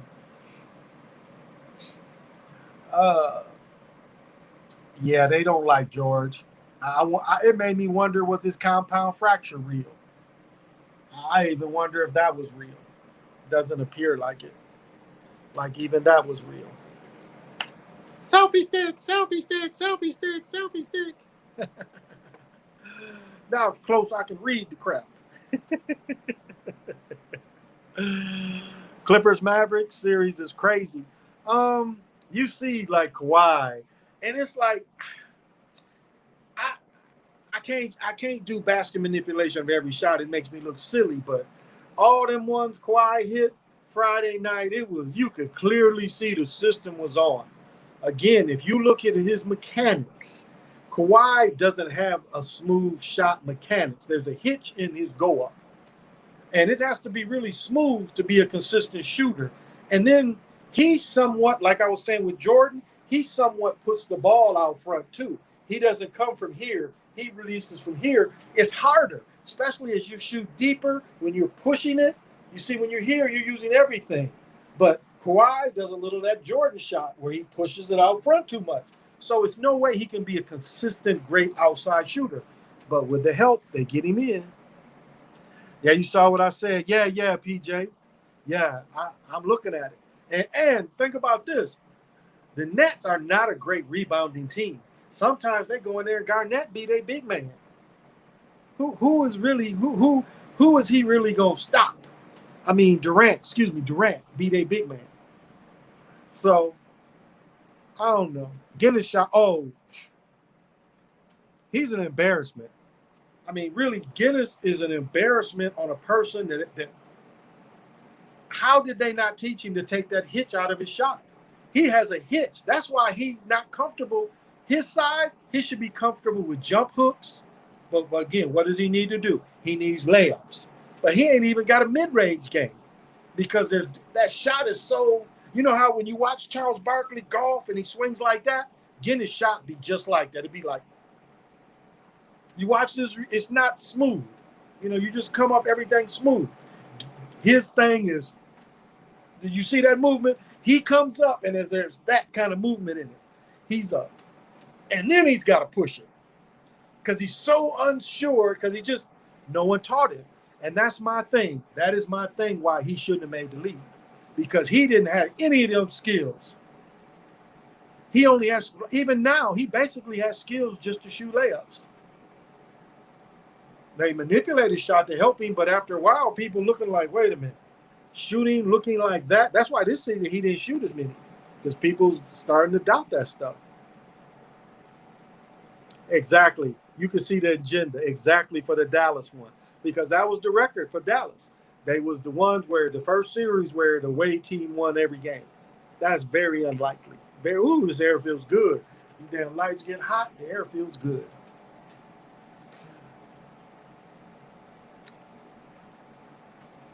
Yeah, he was. Yeah, Giannis should drive on Durant at will. Durant was never taught how to play defense a day in his life, and to be 7 foot, and he don't play good defense is ridiculous.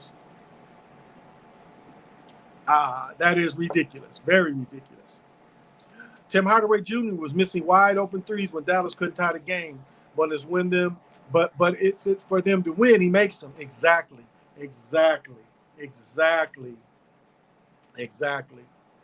That's a good point, King Kane, and thank you for joining me. That is a good point. He can't hit them. Exactly. He can't hit them now when they need them. But I see that you did say the game where they made Durant have 5 blocks, and they highlighted in the post-game interview. Yeah, I saw that too. Yep. Durant, a good shot blocker, help defender. Right, but not the main defender. He's a help defender. That's a good point. He's a help defender. A good shot blocker and help defender compared to Kawhi, because he's bigger. And remember, and Kawhi was supposed to stop Giannis because they played a box and one. That is what they played on Giannis. When Toronto stopped him, they played a box and one.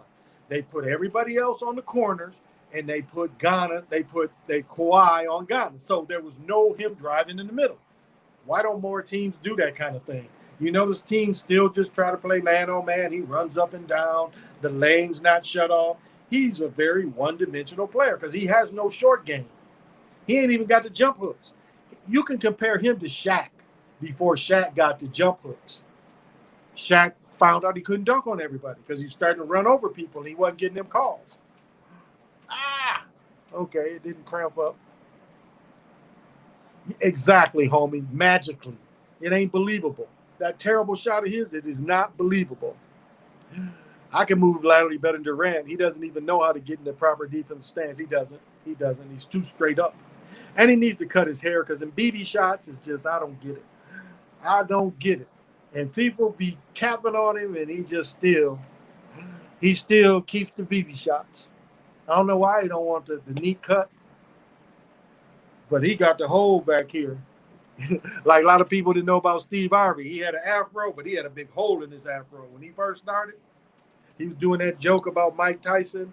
When Mike Tyson hit blood green, that was his first funny joke. That's probably the old Steve Harvey joke I know, is when what the eye was saying before Mike Tyson hit blood green. That's the only Steve Harvey joke I ever remember. And that's when he was on the HBO shit at the Apollo. Giannis doesn't know how to pass the ball. He gets assists, but he has no accuracy and awareness. That's what makes LeBron special. LeBron's a better shooter than Giannis, but he knows how to. LeBron is more Magic, but a stronger scorer mentality than Magic. Because Magic, again, look at all who played with Magic. He had Cooper running with him. He had Worthy that nobody was stopping on the wing. And he had Kareem. So they got a group of good athletes that can move with Magic. And so Magic didn't really need to score until the end of Kareem's career. And then Magic picked it up. Remember, Magic beat Portland when Portland had J.R. Ryder, they had Jimmy Jackson. Trying to think who else was on that good Portland team. Drexler was with Drexler would have been with, maybe even Drexler was on that team too. Did J.R. Ryder and Drexler play together?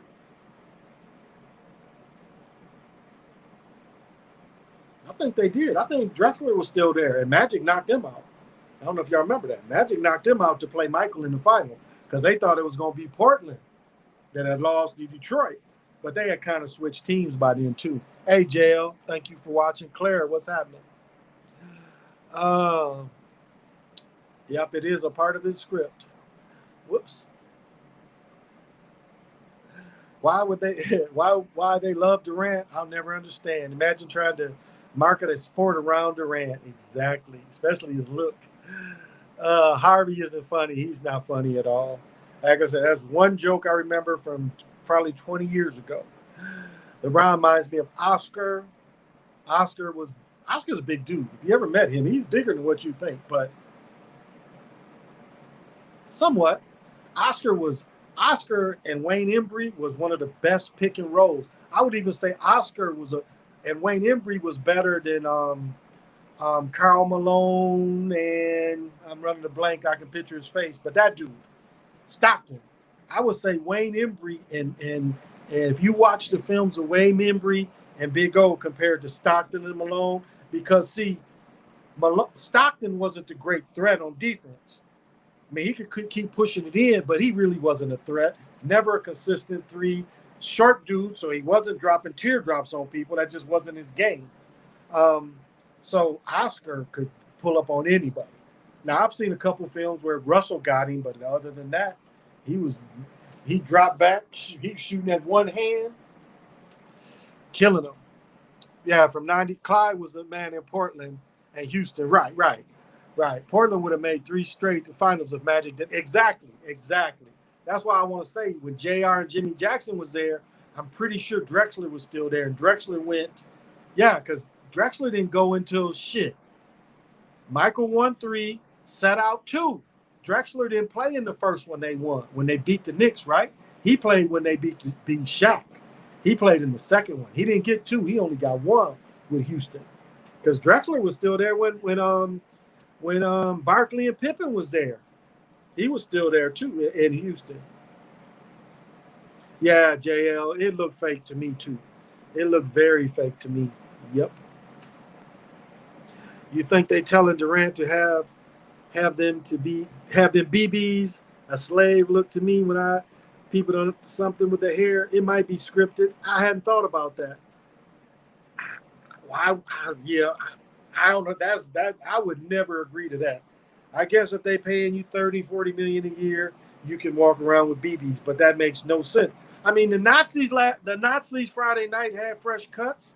Again, their hair was messed up in the back. Did y'all notice that? Their hair was messed up in the back. Because on Porzingis, it was too long. Like right in the back where it kind of they should have trimmed it a little more, and they left him a little point. It was worse on Porzingis than it was Luka, because it appeared like the same dude gave them both Nazi cuts. Yeah, I met Oscar before. He's a very big dude. Plays high school basketball in the NBA. Same with Harden. Yeah, somewhat. They had them magnets for Michael when he hit threes against Portland. That flat ass jump shot making all them threes ain't believable. Exactly. I've said that. Yeah, I've said that for years. That the system. That was the first time we saw the system do consecutive shots. That's the first time we saw the system do consecutive shots, because we saw a whole game under Villanova when they helped Jensen like that. Jensen hit, I think, 5 or 6 threes. I think Jensen got the MVP too. But so 85, we see Villanova with the basket manipulation beating that super team that had Pat Ewing and all them athletes. So you had an unathletic team against a highly athletic team. And you want us to believe that Gary McLean could break the press like Pearl Washington did? Watch the films of Pearl Washington going through Georgetown press. You talk about a motherfucker that can handle. He eats their asses up. And these ain't slouches he going by. These is dudes that go after it. And Pearl is killing them going by him. And I don't think that brother's with us. I don't think Pearl is with us. I remind you of Roots. Yeah, the nappy head slave. I can't imagine Harden shooting mid-range. No, they putting him out there. Yeah, the NBA makes their stars. And that was the thing that Stern Stern walked into it when Magic and Bird came in the league together. Because Bird technically could have went in the year before. Because Bird transferred. So, and this is how you know it's fixed. Give you a perfect example. The Celtics drafted Bird, okay? Bird stayed in college. Now, a couple years later, the Lakers could have drafted Ralph Sampson. And so the Lakers could have drafted Ralph Sampson out of college. Already having Worthy. They had somebody else's pick. I didn't understand why they didn't do so. Larry Bird stayed in the NBA. The Celtics kept the pick. I never understood why the Lakers didn't draft Ralph Sampson and keep the pick like that. I don't think the rules changed in a couple years later, but they didn't draft him. They said they didn't draft him because Ralph decided to stay in the league, stay in college. But so did damn Larry Bird. Larry Bird got drafted in the 78 draft by the Celtics, and they kept it to the next year. I didn't understand how the rules changed where they couldn't have got Ralph Sampson. But my point about Stern is, they called the Knicks the Niggerbockers. They wasn't a tape delay. Look up tape delay. They wasn't even their finals was not even on live TV. Their games was on their finals was on tape delay. So Stern got Magic and Bird, and Magic and Bird was more teamwork players. Again, watch a early 70s game, even watch an ABA game if you can find it. But I'll say the NBA is a little more pertinent because everybody who got the ball scored. That is how good the game became. Watch a 70s game. Everybody scored. That's one reason why they touted the Knicks. The Knicks was the one that supposedly played the most teamwork. But watch them. I mean, again, it was fixed for them to be the winners because of their teamwork. Remember, and that's what Magic and Bird came in, that same teamwork thing. But if you watch 73, 74, 75, up to when Magic and them came in, watch how good the players played. It was one pass, and that dude scored. I mean, no one could really stop anyone. Other than Wilt blocking shots and shit, Kareem blocking shots, but it was like the players were that good. The players were that pre-merger. The players were that good. But it turned into an all melanated league. It really did. It turned even leading up to the merger, the league was turning more and more melanated. And then when the merger happened, European players was kind of pushed out. And it almost seemed like, I've said this many times before, it almost seemed like there was something in America that Europeans said they didn't want to be entertainers anymore. I mean, get on Pinterest and look up the ABA's teams. You see it's kind of a mixture of players. And the skill level didn't change that much. Because Rick Barry was still putting on work. Just like I was saying, the brothers was catching the ball and scoring. So was Rick Barry. So was Pete Maravich. So was Jerry West. So, but it is something that happened with European America where they stopped wanting to be entertainers. And so you get a period up until when McHale came in. Yes, you had Larry Bird and McHale, but if you looked in the league, it was one or two on each team, three at the most. Wasn't a lot of Europeans. And of course, the Celtics always had the most. I mean, hell, the Celtics had Greg Kite. Greg Kite, guys. Couldn't play. But the Celtics was like Dallas is now. The Celtics was the one team that was going to have the most Europeans on it as an agenda. But it wasn't. The Europeans wasn't carrying them. I mean, they fixed it for Dave Collins and John Havlicek was with the Celtics. He was like 7,000 years old. He had played with Bill Russell. Oh, I got to stand up. Oh. All right. Oh. You like the Suns money line? Okay, that sounds good. I think I think that's good advice too. The Suns money line does look good. I agree. Any picks for the NBA games? Yes. I would say with or without Embiid, I am still going with the Sixers, with or without, to beat Atlanta, because Atlanta's the lowest seed. The number one seed gets the lowest seed.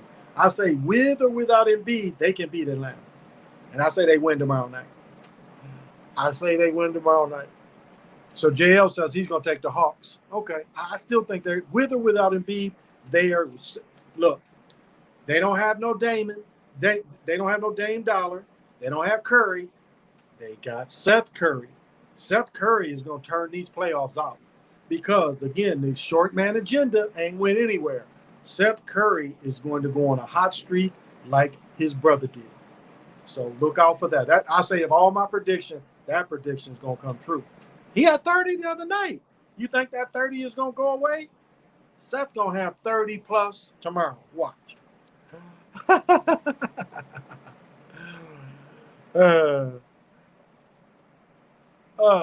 They know we are the superior race. They would rather watch us than do the entertainment. The other part is when you like Queen is like in the book of Queen Isabella, when they get the Jewish faith people under Inquisition, they say them people ain't never did work. Never did any work for the land, putting shit together. They are always the money changers. And that's why partly why Isabella and them put their asses under Inquisition. It wasn't just the Moors. See, you have to understand what Inquisition was. Inquisition got rid of the Jewish faith people. It did not really get rid of the Moors, because when they would take over an area and there was Moors there, Moors wasn't really bothered if they wasn't warring with them. If they threw down their arms and said they wasn't warring with them, they didn't take their property. This is according to the book of Isabella's book. They was fighting the Moor army. The Zigag, they paid him a bunch of dough. He went on their side against his uncle. So, I hope he says, what was that? Nobody ever talks about them two titles Havlicek was. He was old. Havlicek played with Bill. Like, Havlicek had to graduate from college in the 60s. Again, Havlicek played up to preseason with the Cleveland Browns. Maybe he got cut. I don't remember. I want to see Havlicek even play minor league baseball. Great athlete. He was sixth man. That's where the award goes, is the sixth man award, is the Havlicek award, I believe, because of him. He didn't start until after they left, and then they gave him that title with him and Dave Collins. Again, I talked about that money hook Kareem game 6. That shit is money. Time dwindling down, deep corner. And that was bad Kareem. Afro bad Kareem. Yeah, I'm going with the Sixers tomorrow against Atlanta. I don't care. Curry is going to play well. They got shooters. Don't remember who's around him. He's surrounded by shooters. What's his name? Tobin, or he's wearing 12. So Seth is going to have a good tournament. Watch. He had 30 the other night. Spread just seems too fishy to me. That's the point. It's Sixers because, yeah, it is definitely Sixers because of the Barkley ritual. I agree. Brooklyn versus Phoenix. I don't know. If Embiid is out,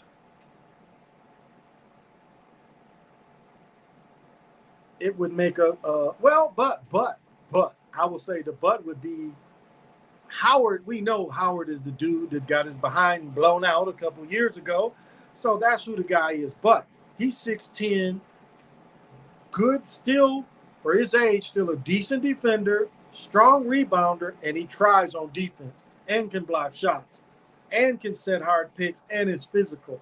So it's still a good matchup, no matter who they face. Still good matchup.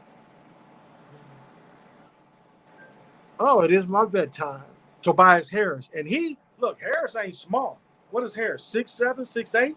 He's still a nice size. He has a mid-range game.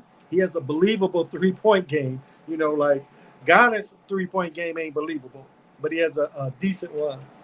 Trae Young pissed off, got subbed for the All-Star game, got snubbed for the All-Star game in Atlanta. They've done players like that in the past too, though. They've done players like that. B. Brown Lee, they've done them. But yeah, we'll see. You think they always get what they planned, or sometimes they can't fully control who wins? No. Like my dad told me as a little boy, they do not let niggas decide who's gonna win. They don't let them decide. It is up to the controllers. That's why they wear the earbuds. It is up to them. It could even be the point where you know how you give motherfuckers the shock collars? Because if they go against it, they get destroyed. They get destroyed. And so they're not going to fuck that money up. And I mean destroyed as life be in danger. Look at how much money is on these games. We talking about millions, tens of millions that are bet on one game. So you think they're going off script? They already know what happened to them. So no, they stay on script. That's why they all got earbuds.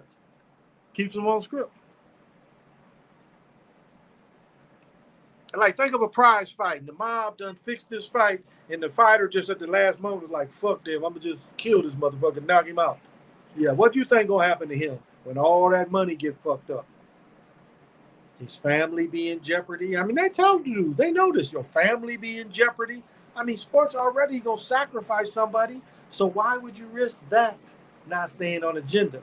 And you're getting paid big bread. They're getting playoff money. This is all bonus money. This playoff money. They done got paid all their millions. So if you made $30 million, you done made it already.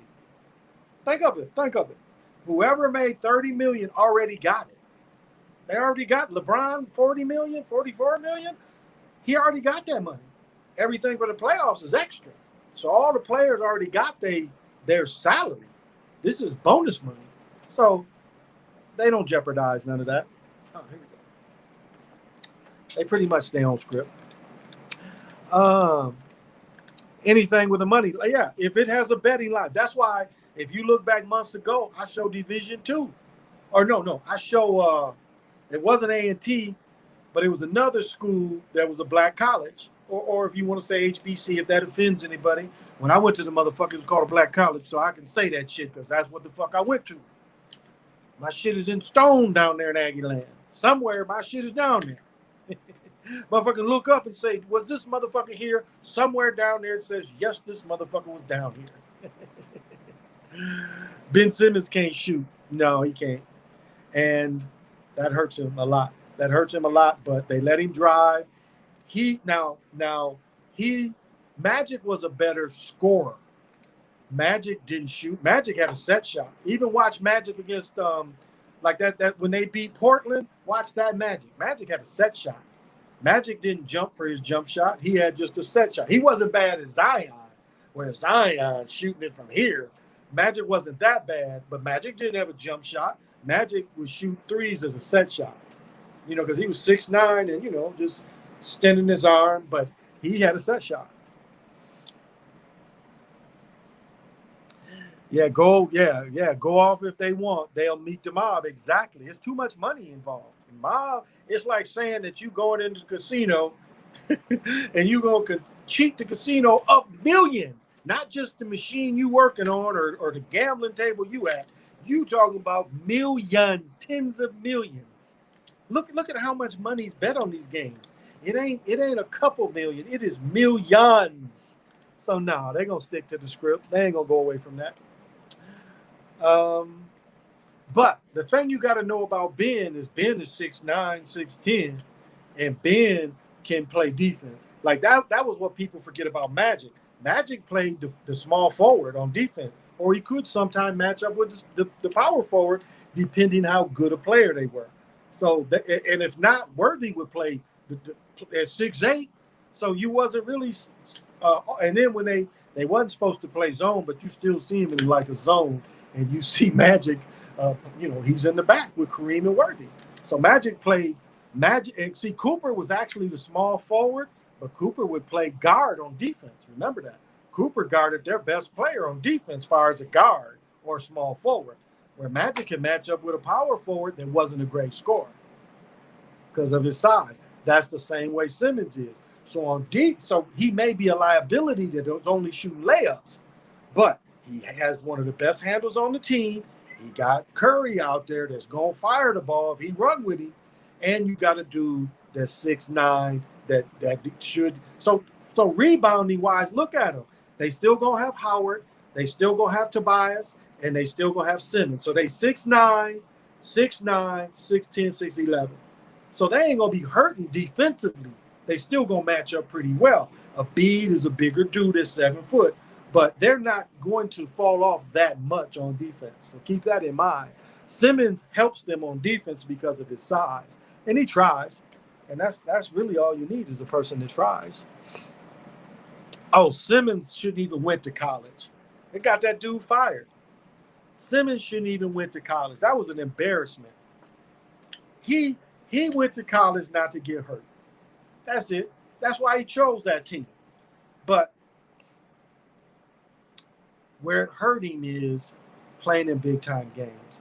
That's the thing. Is college will give you, and again, it's all scripted, but far as you making a mental mistake when they need you to do something good, that's where he didn't have that lot of experience, so they could use that against him because mentally he would break down.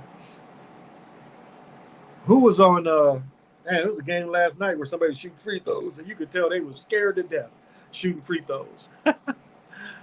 The Suns got an 11-year cycle, and the Suns beat the Lakers in their first playoff in 11 years. Thank you for adding that. I appreciate it. If Ben just took some threes, they used the Magnus to turn him into a decent shooter. They do at times, but that's his shaming. That is his shaming where they don't turn it on for him consistently. That is one dude where they consistently shame him. They won't turn it on for him. So he's figured it out, though. He's figured it out that they don't turn it on. So he doesn't take them because he's figured out. Like I was saying with Trae Young when he first went to Oklahoma. Trae Young didn't figure it out that the first 5 or 6 games it was on. The rest of the season, it was like 5, 6, 7 games out of 30 it was turned on. Look how his shit just went nowhere. And they to keep his name out there, they didn't deserve to even make the tournament. But to keep his name in front of everybody, they let them make the tournament. And the rims was turned off for him in the tournament. He didn't do any better. But yeah, he's definitely not willing to take them. But again, I don't think they need him in that role to take them. Because if you notice they turned off for you, you wise up and say, well, let me do the rest of my game. But that does have everybody can lay off of him too.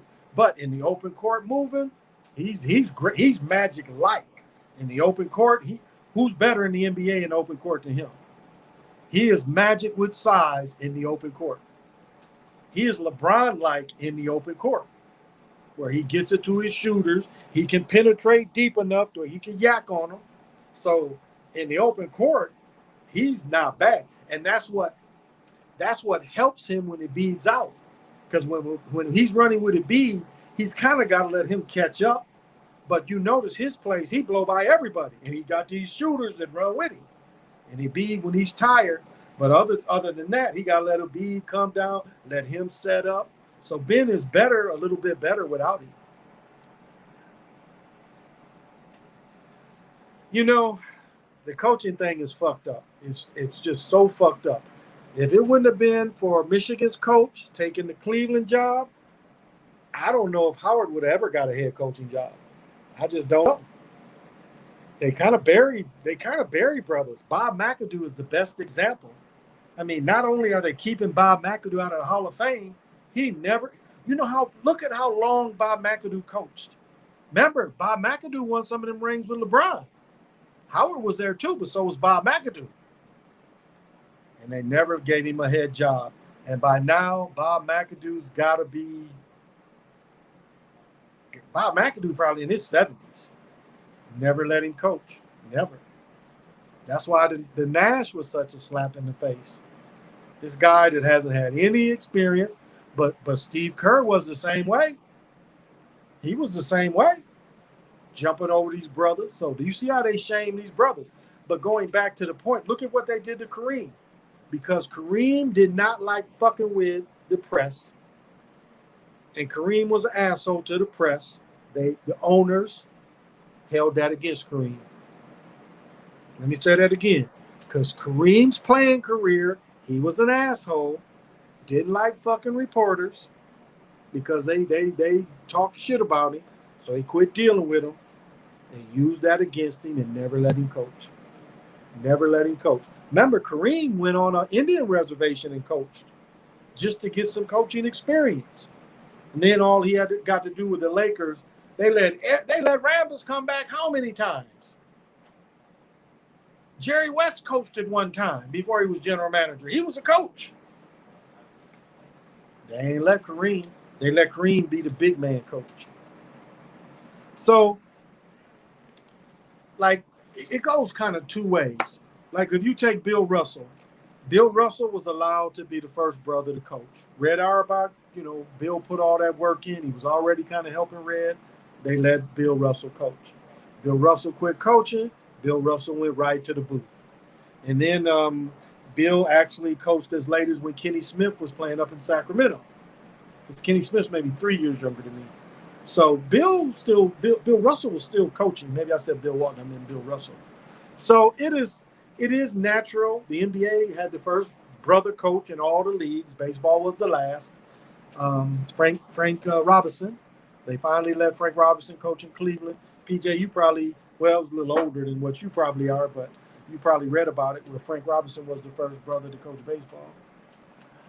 Ben Simmons sacrificed his cousin to be the draft pick. I have a strong feeling that he wasn't really injured, that he was dealing with that and dealing with what he did to his cousin. That could be, because it mentally messes with people. Everybody ain't evil. Westbrook hasn't noticed it. He has. Westbrook's noticed it, but Westbrook shoot a lot of layups. But like, if you watch my little film of how to create a triple-double, there was already whispers how he got the other ones. And there's video out there where other people did. They don't do basket manipulation, but they were showing how Westbrook was giving triple-doubles. So Westbrook didn't do it like Oscar. Oscar never had it set up. It wasn't even a thing. They just looked back in the record book, was like, well, damn. Because again, like I said, Oscar and Wayne Embry. Oscar was averaging 10 assists a game because of Wayne Embry. But then he was filling up with 30, 40 a game. Oscar could do it. Strange Celtics won't just straight up fire Brad Stevens instead of keep him in an organization. Yeah, I thought, well, this is the thing to understand is, so when you're the head coach, you cutting people. You bringing people in, you cutting people. You bringing people in, you cutting people. So in some ways, you are kind of doing like the general manager duties, other than you ain't calling around making the deals. But you cutting people, and when they say, well, this is available, what you think? So you do get the general manager experience. He's been there, 7, 8 years? So I understand it. Are there more people capable? Absolutely. And they talking about putting one of these women there in that spot and passing over Billups that wants to coach. I'm trying to think who's the other, Sam Cassell. So, but again, they passed over Bob McAdoo, that I bet he was assistant coach for 15 years and never got the opportunity. Yeah, they never let Bob be a head coach, not even in college. He went to Carolina. You want to say Michael Porter Jr. the same way in college? Yeah, hurt most of the year. Embiid, remember Kansas had that good team, and then Embiid didn't even play in the tournament because of his back. And remember, a lot of these players, like Porter Jr., a lot of these players went in the league their first year. Like Blake Griffin started that shit. Blake Griffin came in and sat out his whole rookie year. He always had knee problems. He sat out his whole rookie year. Michael Porter Jr. did it. Did Simmons play? Yes, Simmons did the same thing. Didn't play his rookie year. They was lacking on some ability too. And Bob McAdoo, oh my, you got to watch his release. He had that shit up there high and shackadoo. Oh, we love Bob McAdoo. Bill Russell was the first and only player coach to win more than 2 championships. Exactly, because Lenny Wilkins didn't win it as a player coach. I want to say he was the first coach of Seattle Supersonics when they came. Nope, nope, nope, nope. Well, did Spencer Haywood play for Lenny Wilkins? I'm gonna have to look that one up because he just might have. When they brought Spencer Haywood in, yeah, I want to say that Spencer Haywood's coach, because the first year they messed with Spencer Haywood, he was in and out of court. They was putting injunctions, not letting him play, and then finally the Supreme Court overruled that shit. But Lenny Wilkins was the player coach, but he never won as a player coach. Can't wait till football season. Watch the spring football. Get in brother support. Yeah, football. Watch the spring ball. They talking about the USFL is coming back. Because I think the NFL bought the name USFL too. But they say another USFL league, they're bringing that title back. I don't think Stephen A. Smith ran on Brav's season wasn't scripted. He just had a meltdown because he felt he needed to be a black. Oh, exactly. But I'm saying for them even bringing the story to him and letting the information come from him was a way to get his card back. So they put him in the position to act the way he acted, is my point. So scripted or not, they knew what he was going to do. I don't think he walked off with them not expecting it, though. I'll say that. I think that was why they put him in the position to say, well, what do you got to say about it? We know you're against this, Stephen. What do you got to say about it? So I think, I don't know. I mean, we might have to agree to disagree, too. But, yeah, Kyrie didn't play. He played, 4 or 5 games in college? Didn't play. He hurt his coached a couple teams, right? He was the first black coach, though. Yeah. Frank coached Cleveland. I want to say Frank coached San Francisco, too. Because Frank played in Cincinnati. Because Frank is one of the only dudes to win MVP in both leagues. Because Frank opened up with Cincinnati, and then he finished his career with Baltimore, and he had over 500 home runs. I love Frank Robertson. That's a 3D card I should buy because I love Frank Robertson. I really did. He was one. Johnny Bench was my all-time favorite player because I played catcher. But I would say the brother that I love probably more than Aaron and Mays was Frank Robertson. I really love Frank Robertson. I really did. I like Big Mickey Mantle. When I was a little boy, I watched games and I liked watching Mickey Mantle because Mickey Mantle could hit home runs from either side. So as a little boy, like first, second grade, I loved some Mickey Mantle. And again, my dad watched everything. That's why I know so much about the AFL because that's what he told me. He's like, yeah, more brothers is playing in this league. So we watched the AFL from the time I remember I was in kindergarten. We was watching AFL games. We watched the NFL game, then NBC. We'd watch the NFL games, which would be on CBS, and then the AFL played on NBC. That's how they was doing the doubleheaders. Because they had the NBC contract. Yeah, I think it was scripted. I do. So we agree or disagree. Jeanette was the first player coach in the NBA, or should I say BBA? Jeanette.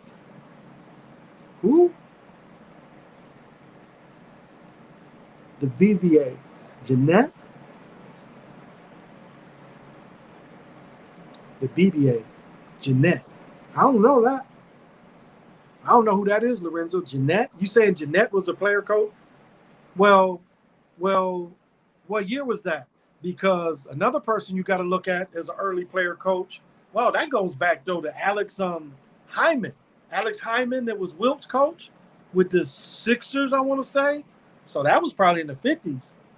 So there was somebody, Alex Hyman, I think, was a player coach. But Dave DeBusschere, when Dave DeBusschere came in as the Pistons, because remember, Dave DeBusschere was a pitcher. So Dave DeBusschere pitched, and so when Dave DeBusschere quit pitching for the National League baseball, Dave DeBusschere started playing with the Pistons, and he was the Pistons player coach probably 65, 60, 64, somewhere in there. So I don't know who Jeanette is. You got to give me a little name who Jeanette was. Jeanette was the first player coach in the NBA. So you're saying before the merger? I don't know that name, Jeanette. AFC had the first year. AFC had the first year was 46-47. No, that would have been the Browns league you talking about. You talking about when the Browns, like Browns, San Francisco, when they had that league that started then in 46-47, because the Browns and them, let me grab my book. I'll tell you. Because they had their own league. When with the Browns of San Francisco, they had their own league.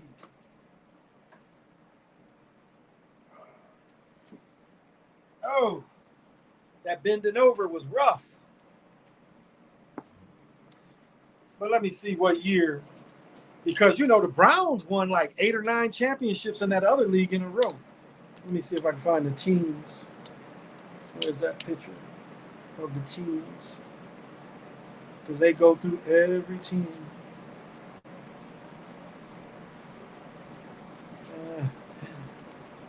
Where is this? Where I can find the history of the teams. Oh, here we go. Let me see. I can just find it here.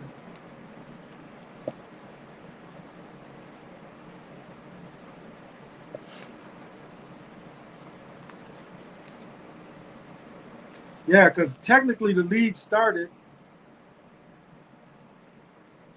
in 1915.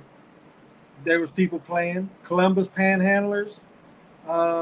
New Rockne played in a pro leagues. Professional football starts a rival following World War I, and many teams are formed in the East and Midwest. One of these is the Packers. So the Packers was also in a previous league. So it was a previous league where the Packers was in. And then this gets into when Fritz Pollard played with the Akron Pros. And then in 1920 is when the league started. But let me see if this part, now I want that colored picture. That colored picture gives me a few more examples. See if I can find that. Because this shows when all the teams, oh, here we go. Here we go. Because football, let me find the Cleveland Browns. Okay, so the Browns started in 1950.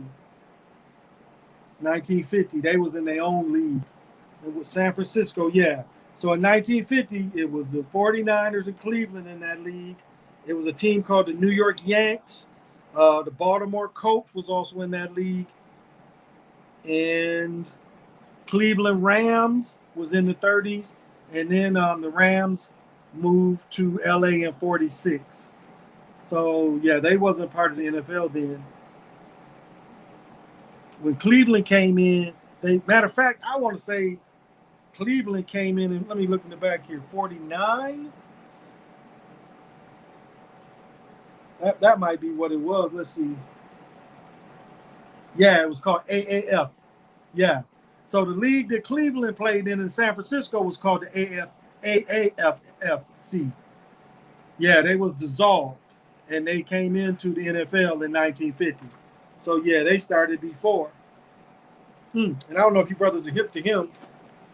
Anybody's hip to him? That's Kenny Washington. Can you imagine him in the backfield? Ernie Strobe and Jackie Robinson. They all went to college together and played at UCLA. But he's credited one of the first brothers to play. So, yeah, AAFC is what that was called. Sorry. What is it now? I want to see.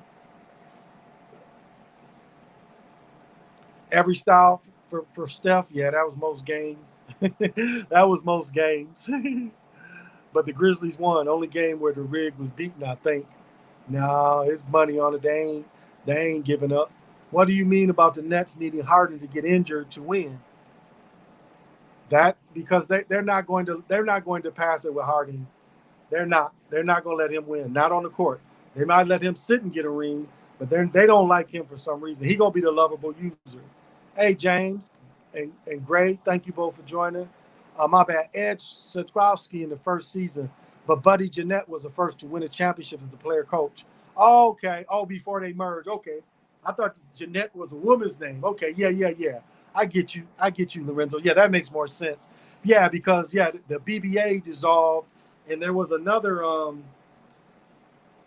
what was it called? That Connie Hawkins and them played. that 1960-61 season. No, yeah, 60-61 season was where they invented the 3-point shot and stuff, because that came from that league.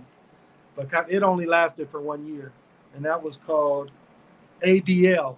Yeah, the ABL league. And you know what's funny is I knew some cats. My friend's uncle played in, and they talked to me a long time about it. It was a bunch of dudes. One of my old Showboat. He was a globetrotter, but Showboat had moved after Showboat quit being a globetrotter. He played that one league 1 year in the ABL, and then Showboat went to working for Kellogg's or Post. I don't remember which one. And so, shit, when Showboat, when I moved to Michigan in 86, that summer of 87, the summer of 87, because I moved there the fall of 86, played winter ball, but then I played summer ball too. Showboat had to be, man, he was old. He was on one of the teams, but he was old then. So Showboat was really old. I wonder if that brother's still alive. When the Globetrotters came in town, everybody gave him a standing ovation. They recognized him. They gave him a jersey. So that was cool. That was cool that, Showboat, was an ex-Globetrotter, and that they gave him love like that. I love the Globetrotters for doing that for him, because he was a cool dude. He used to always try to get me, though. When I was selling bud, he's like, well, let's smoke one first and see. He was always trying to get me. Like, he'd always want to smoke one to see how good the weed was or whatever. And his answer was like, well, I know somebody else got a little better. And I'm like, you wasn't saying that before you smoked my shit. But it was like, it was no thing. It was no thing. Like, that's how it go. I wasn't pressed. But thank you for sharing that, Lorenzo. That is, yeah, that helps. But yeah, because it's funny, I've been studying that merger a little more and more, because it was actually 3 leagues that came in. I can't think offhand what the other 2 were called. And so, yeah, we get that first season, 46, 47 season. And, this is the problem they ran into and why they put the 24-second clock in. They was just stalling. They was stalling the game. That's how they played. They just stalled. And it was killing the pro leagues. That's why college college by far had a bigger following. The NIT, I talk about Jalen Rose daddy, Jimmy Walker, lit New York up with NIT. That's what everybody looked forward to. Everybody looked forward to playing in the NIT, not in the NCAA. Like, I had a book. They had a John Wooden reunion, and I told the story before about Tommy Curtis, was from Albion, Michigan, and one of my mentors, was one who got me started reffing, but he was a lifelong friend of my mother. He took my mother to the prom when my mother was in 10th or 11th grade. That's how far back we go with him. But he went to this thing with Tommy Curtis, and I had this book of all 20 whatever years of John Wooden, and it showed every team. But what was interesting, and I hate I don't have that book anymore, but what was interesting is it would show the NCAA, their route to the NCAA. And then I would compare it to the NIT, and it's like nobody paid attention to the NCAA. Not until really Walton and them started playing. NCAA didn't really mean anything until Kareem came. No, I'll take it back. The 64 season when he had Walt Hazzard. When he had Walt Hazzard and Gail Goodrich, you kind of saw the NCAA, but again, that was around the same time as Jimmy Walker. And Walt Hazzard was not picked ahead of Jimmy Walker, because Jimmy Walker lit up the NIT. It was really when Jabbar came into the NCAA. They had the game in the Astrodome with Alvin Hayes and Jabbar. That's kind of when it started picking up steam. And then by the time Bill Walton came in, it really started picking up steam. And then when Magic and Bird came in, that cemented it with America. So, I did want to show this picture. Let me see if it's still here. I didn't erase it. God damn, these motherfuckers. You couldn't have kept the goddamn picture? Let me find it. They flipped it on me.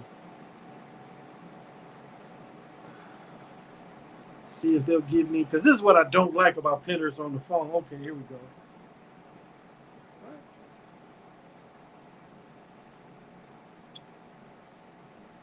They're not giving me my homepage. Assholes.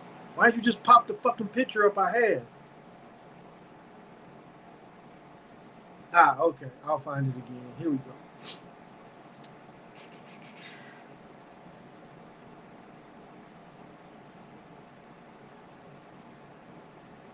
Oh, see if this show my man. This is probably no, that ain't him. I thought that was him. Let me see. Oh, look at Kareem. Look at this shit. Look how sweet that shit is, and nobody teaches that. The most unstoppable shot other than a dunk, and nobody teaches that shit. Nobody teaches it.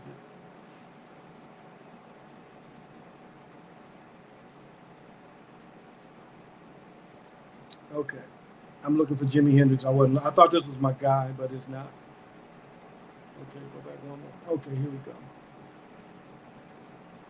Ah, here we go. I'll find it again. Ah, right here. All right, now as I was saying, okay. So Jimi Hendrix's first handler was Linda Keith, and I didn't know that Jimi Hendrix was compromised. But look at that. Jimi Hendrix is compromised. I thought this picture was taken in America, but this is apparently when he first went over there. So you see, he had a handler by then. Handler told him how to take pictures, and he's showing his allegiance right there. Right there. I'm a Jimi Hendrix historian. Never ran across this picture before, but that picture shows he had a handler right there. It shows he had a handler. Ah. Now, and I had two of these. These used to be 6-foot posters because Jimi Hendrix played. And that's what this is. This is the 6-foot poster. This is at Denver, and this used to be almost on everybody's wall when I went to A&T. I had this twice, and I had all our scouting reports that had Jerry Rice, Barney Bussey, Willie Toten. It had all these pros. Richard Dent. I had all our scouting reports. And I left this poster in my mentor's garage, and his son fucked around and threw my shit away. He tells me to bring my shit to his garage. They will store it for the summer, and they threw this away. So I bought another one. And when I moved to Michigan, it didn't survive. And you can't find that anymore. I've even looked on eBay. You cannot find this poster anymore. You can find the one where he's playing between his legs, but not this big 6-foot poster. But that's a poster. And you can't buy it from this. So I'm sorry I missed some questions.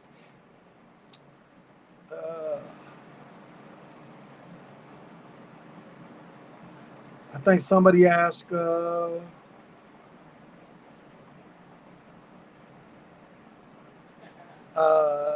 Harden just Carmelo. Yeah, I think that's a good point. Hey, what's up, James? Hey, Greg. Okay. It could be the Sixers and Suns NBA Finals for two reasons. Charles, right? I've been saying that, and yeah, I was been saying that would be a Charles Barkley ritual. Ooh, but if it ain't Barkley, somebody in his family, and that's sad to think. But yeah, I've been bringing that kind of up. It's all about the Jackie Robinson ritual. If the Nets win the title, they would finish off with 64 wins. That's why LeBron been wearing Jackie Robinson's jersey. I'll tell you the way they did it too. Did anybody catch this? What did they show? They showed 40 and they showed 22. But if you looked at it, it was like 40 was on the top line, but then they had 2 under it, and it was something to do with the basketball. Can't remember, but I was like, I almost made a video. I'm like, this is some Jackie Robinson shit. But they trying to be slick because they put the 40 and then they put the 2 beside it. But it's like 40 was its own category, and then they put the 2 like beside like 22 or something like that. But it was the Jackie Robinson shit. They was just trying to be slick. It's all about if Nets win. Yep. What team where they beat the best player was injured in the second round won the chip? Look at Willis Reed when they did the shame ritual to Will. Look at it. Willis Reed went out. Willis Reed was arguably their best player and missed game 6. That's why, did y'all catch the stat where who scored 40, 45? So Spider Spider Mitchell scored 45. Did y'all notice that in 73, Wilt scored 45? Because in game 6, Willis Reed got hurt in game 5.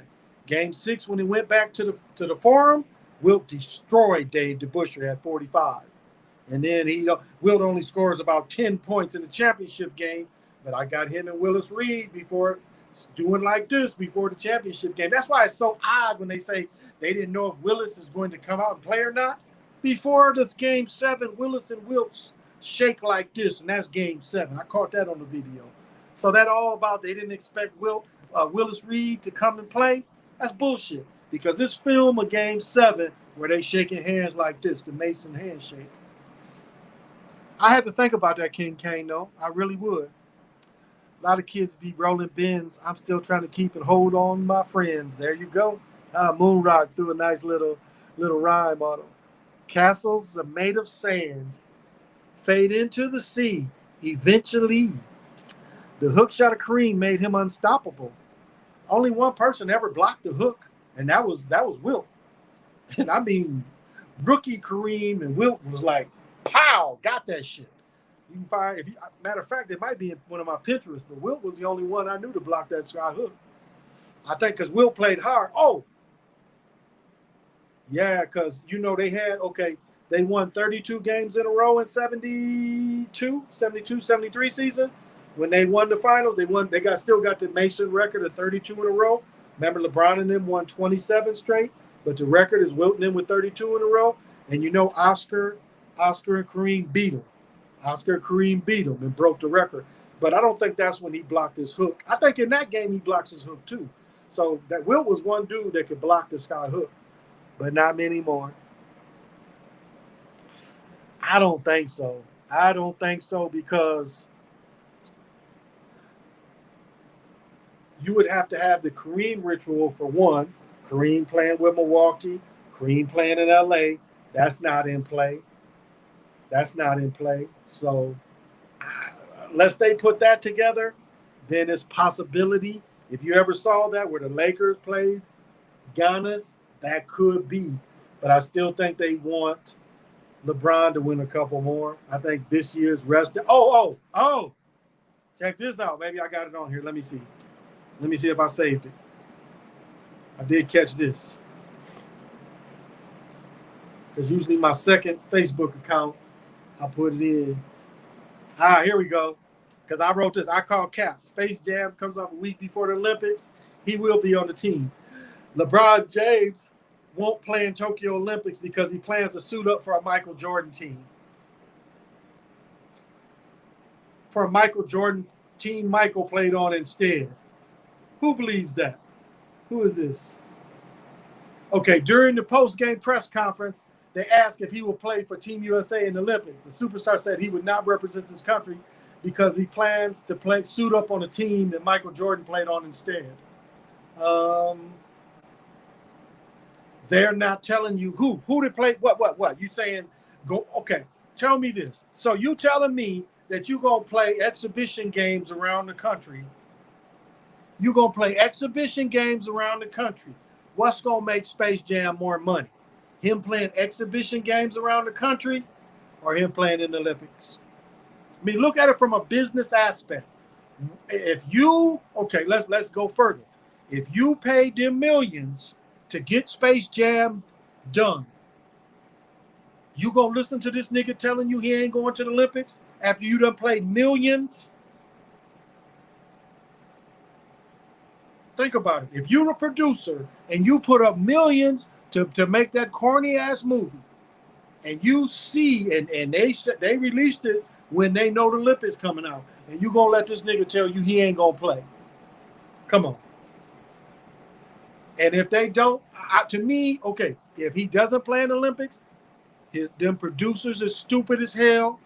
All of them stupid as hell. Because financially, him playing in the Olympics, you can't find a better situation. You can't find better publicity for Space Jams than him playing in the Olympics. Think about when you go to, like we got Dick's Sports here. You go into the sports shop, you can buy LeBron Olympic jersey, you can buy LeBron Space Jam jersey. What's going to get more traction? Do you think LeBron just having Space Jam jerseys is going to attract people to want to buy them, other than just children? But if you have two jerseys, to me, it would not make any. That to me makes no business sense at all if he didn't play. So I call cap on that. Yeah, King Kane, that photo. Um, yeah, I saw that too. I have faith in Jarrett Allen to block a hook. Okay, normalize. Thanks for coming out. Hey, Sosa. I can. I see. I don't care what he say. That Joker gonna be there. LeBron will never match Jordan's three-peat. I don't think so either. I think they might let him get one or two. They're gonna let him play with his son though. Will they let his son win? Maybe. He ain't that tall. Like they were saying, who baked Jordan's? They was just showing was it Eric Gordon that blasted Jordan's two boys? Jordan had to sit there and watch Eric Gordon put work on his sons. The younger one was the better of the two. Because watching the AAU, you saw the older one wasn't that good. The younger boy, because I was in Lake Forest. Is that what's outside of Chicago? Because we have a Forest Lake or Lake Forest here. I forget. I think we have a Forest Lake here. I think it's Lake Forest, Illinois. And I ran into Larry because we was reffing out there at one of their high schools. And the boys was playing. And it was Larry and the bodyguard was there. And so I got to see Larry then too. And so, but I got to watch him play because I sat with Larry and watched him play. But yeah, Larry was there and bodyguards. And then they all got in the bins and took off. But I remember you could see that the younger boy was the better of the two. Neither one was very skilled. And they didn't get as tall either. But shit, Larry is only about 5'9", 5'8". Daddy wasn't that tall. James Jr. ain't that tall. So why three-peat at old age? Yeah, that's a good point.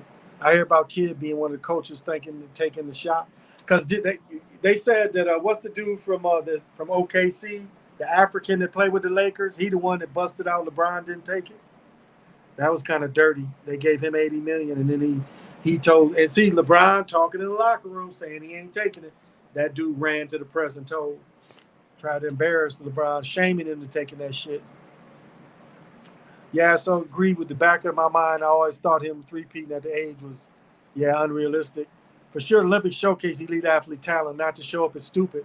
Yeah, I mean, it just doesn't make any business sense.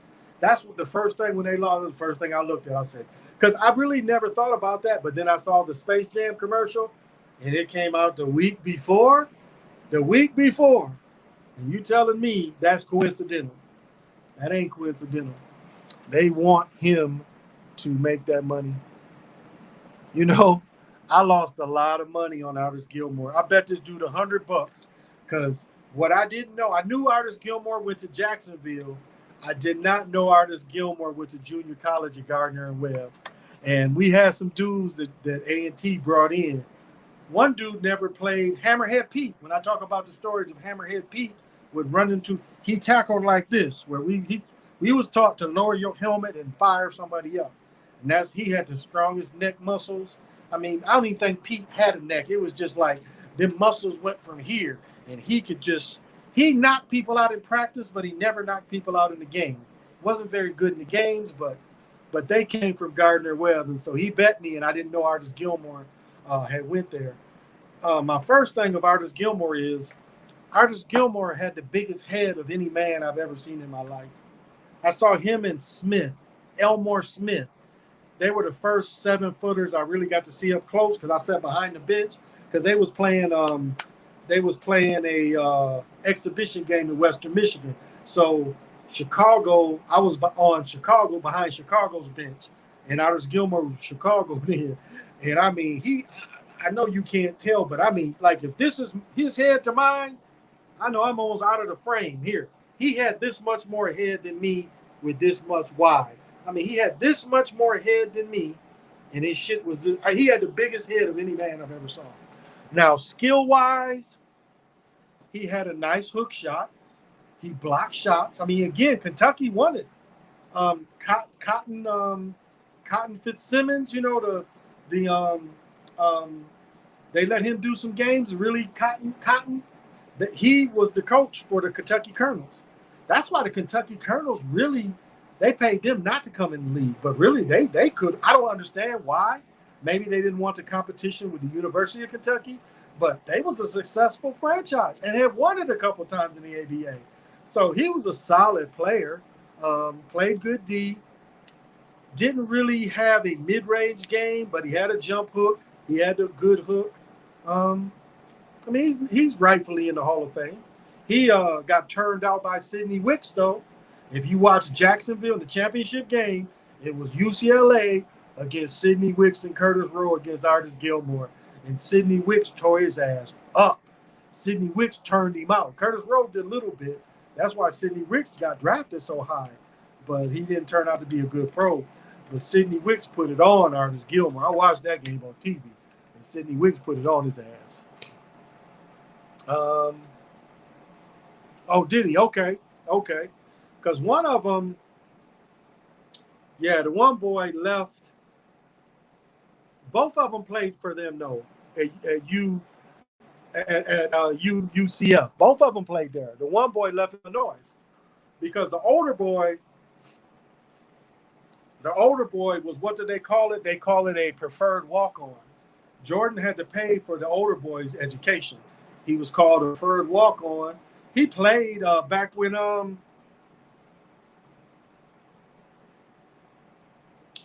Darren Williams was at Illinois. And then what was the guard's name that got hurt? The fast guard when they lost the finals. Darren Williams was one of the players, and then they had the guard. I think he was out of Chicago too.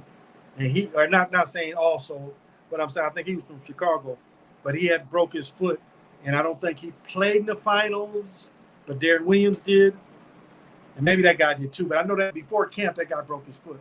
Never had a good NFL career. But I want to say that the older Jordan boy was on that Illinois team. I could be wrong, but I know I think they both quit UFC. UCF is when they couldn't wear the Jordans. There's some story about that, but both of them played there. And that was probably the younger player, which I think was Jeffrey, the younger brother. How many people that play basketball want to make it professionally? Please speak on it. I think,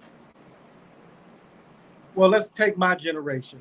My generation, they sat us down and they said, look, this is the percentage of people that play pro. It's only like 1%. And he said, honestly, I don't think any of you do. I'm quantifying that honestly. But he said, so you guys get a college education because the odds of you guys playing pro is very slim. Now, when I went into A&T, did I still think I had a shot at pro football? Definitely. I wouldn't have went into semi-pro camps if I didn't.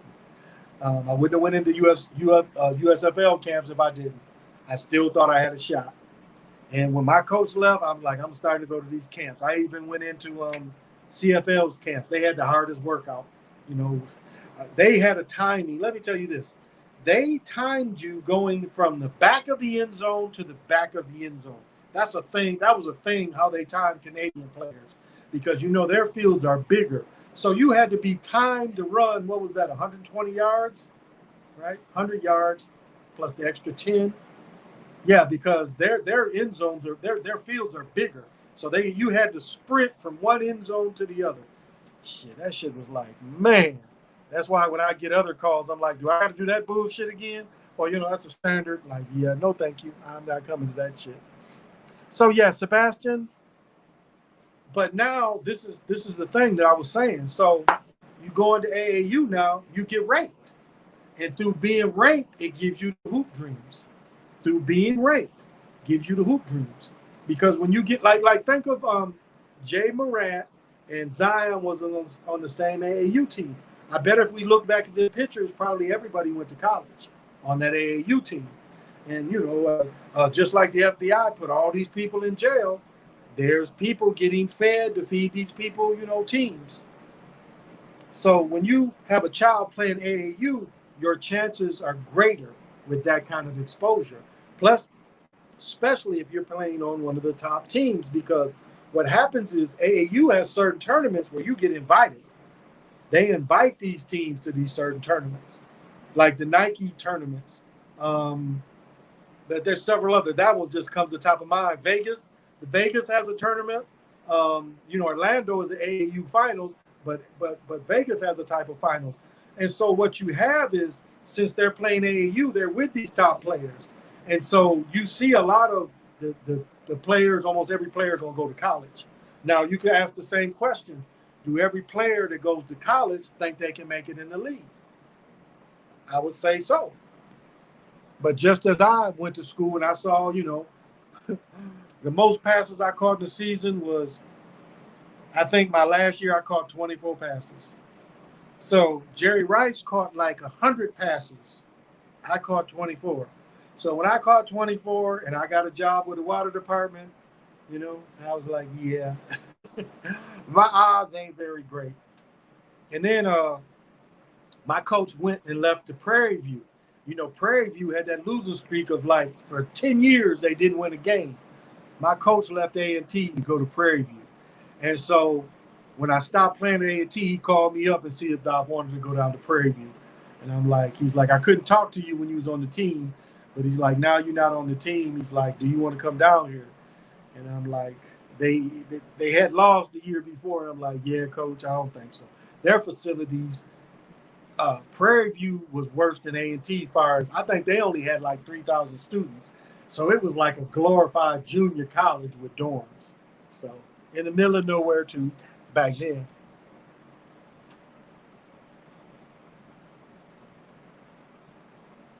Oh yeah, I remember he had that. Well, that goes back into I was saying I was trying to think because it's not called the same thing, but Jordan's sister, because Jordan has a sister a year older than him. There's a sister, so it's not just Larry older, it's James Sr., Larry, and then it's a sister older than him. But they graduated together. But she's older than, but the mama and the sister owned, is it Foot Action? Is it Foot Action? Because that's what's at the Mall of America. Because where Foot Action is at the Mall of America, that's where the store. So maybe it's Foot Action, but they used to own a sporting franchise. I don't know if it's Foot Action or not, but I remember where Foot Action, I can picture where Foot Action is now is where that store used to be. Is it Foot Action? I don't remember. I don't remember. I can't really remember the name of the store. But at one time, that store that Jordan and them owned, that his mom and sister ran, was in the Mall of America too. So it was. I can't remember the name of that sporting store, but I know it's a Foot Action now, and maybe that was the name of it. I don't remember. Maybe they sold Foot Action. I don't remember.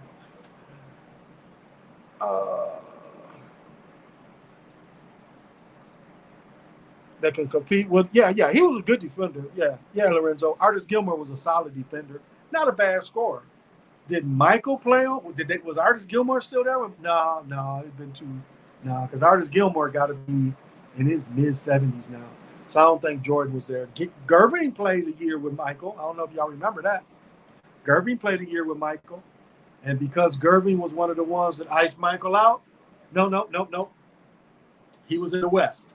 But Gerving, okay, so this is what it was. When Isaiah and all them was in the elevator together, where supposedly Michael didn't speak to them, Gerving was in the locker room in the elevator too.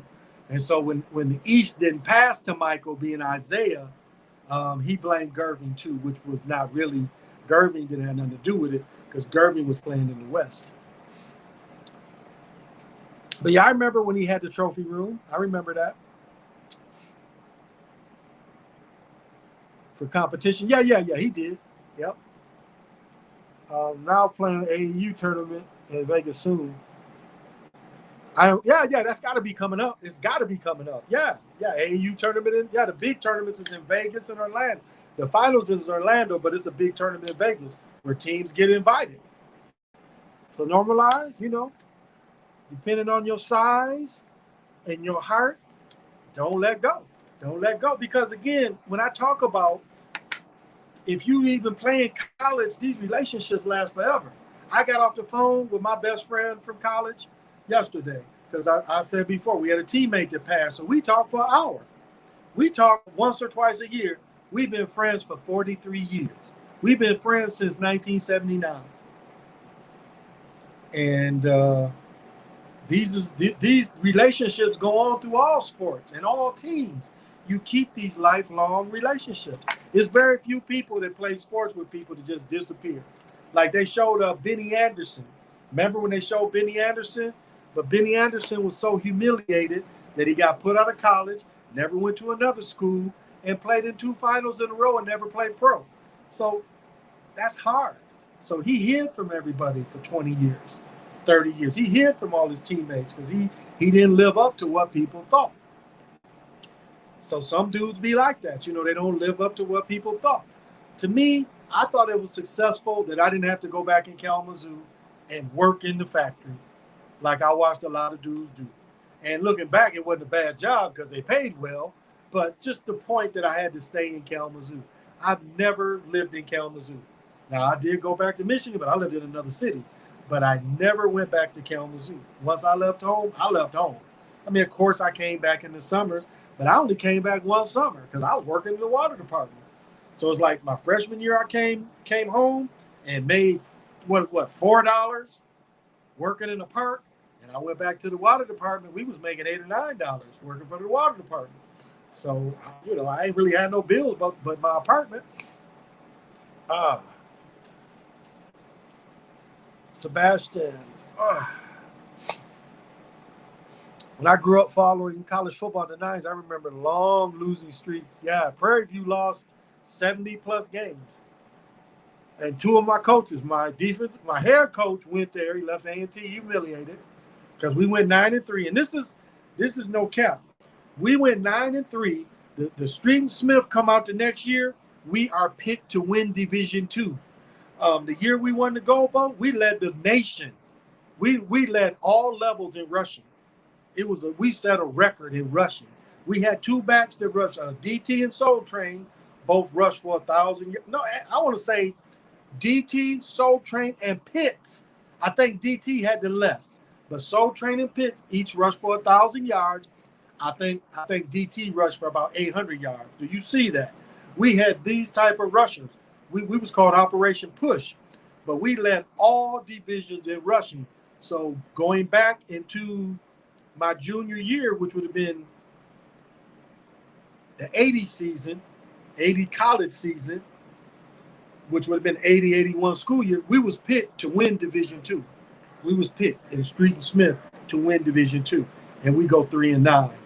And then the last TV show, we lose to Tennessee State.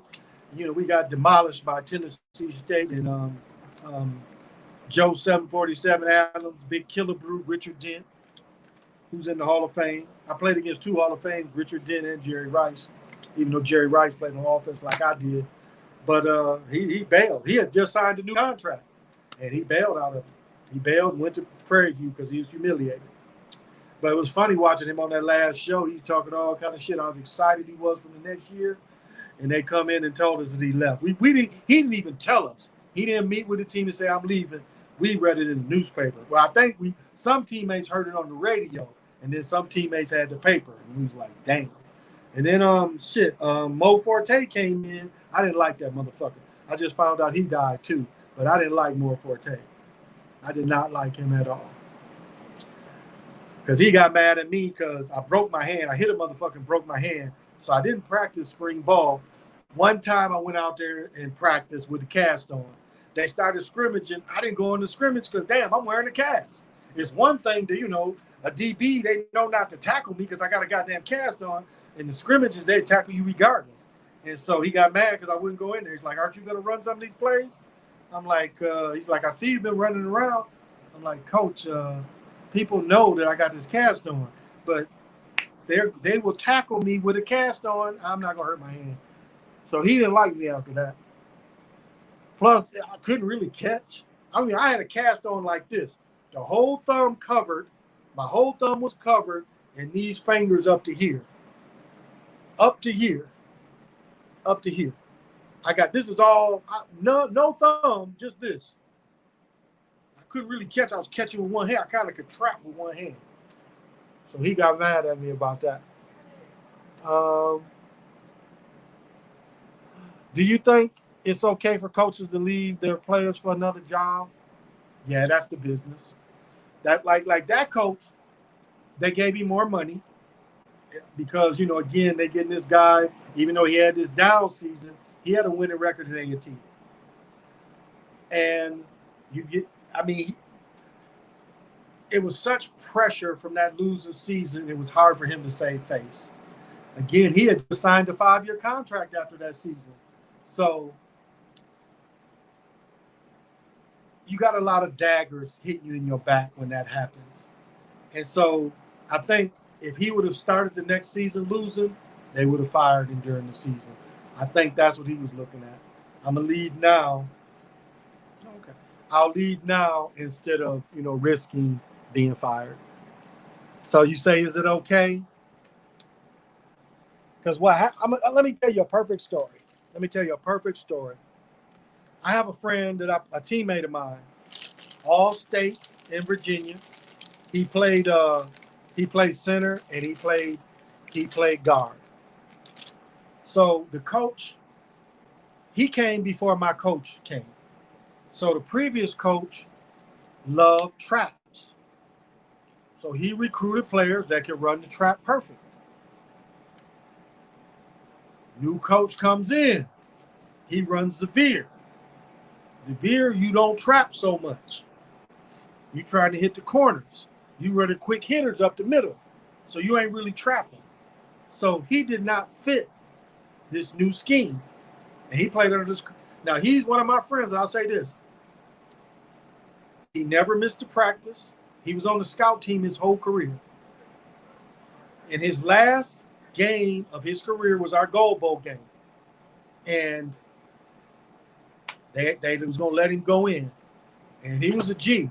He said, fuck you motherfuckers. I've been here with you motherfuckers for 3 years, and you ain't let me in the game. Now the game is out of hand.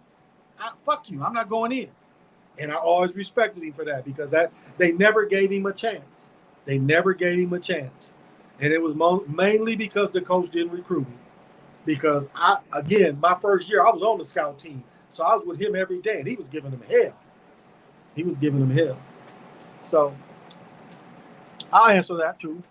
So I think that's just the business, better opportunities. I mean, that's why they go pro. They think, it's like Saban. Saban left LSU to go to Miami. Not successful. It's one thing bullying boys or college men. It's another thing you can't bully college men, pro men. You can't bully them. They don't fuck you. I'm a grown motherfucker. I make more than you. That's what the pros got them. Like, motherfucker, you can't cut me. You cut me, you're going to still pay me. So they don't like dealing with that. So that's why some dudes like college because they gods. Look at Saban. They got a statue of Saban. Saban, they bought him a house. They bought Saban $1 million house down there. Probably be $1 million somewhere else. Probably $500,000. But I bet he got a 8,000 square foot house.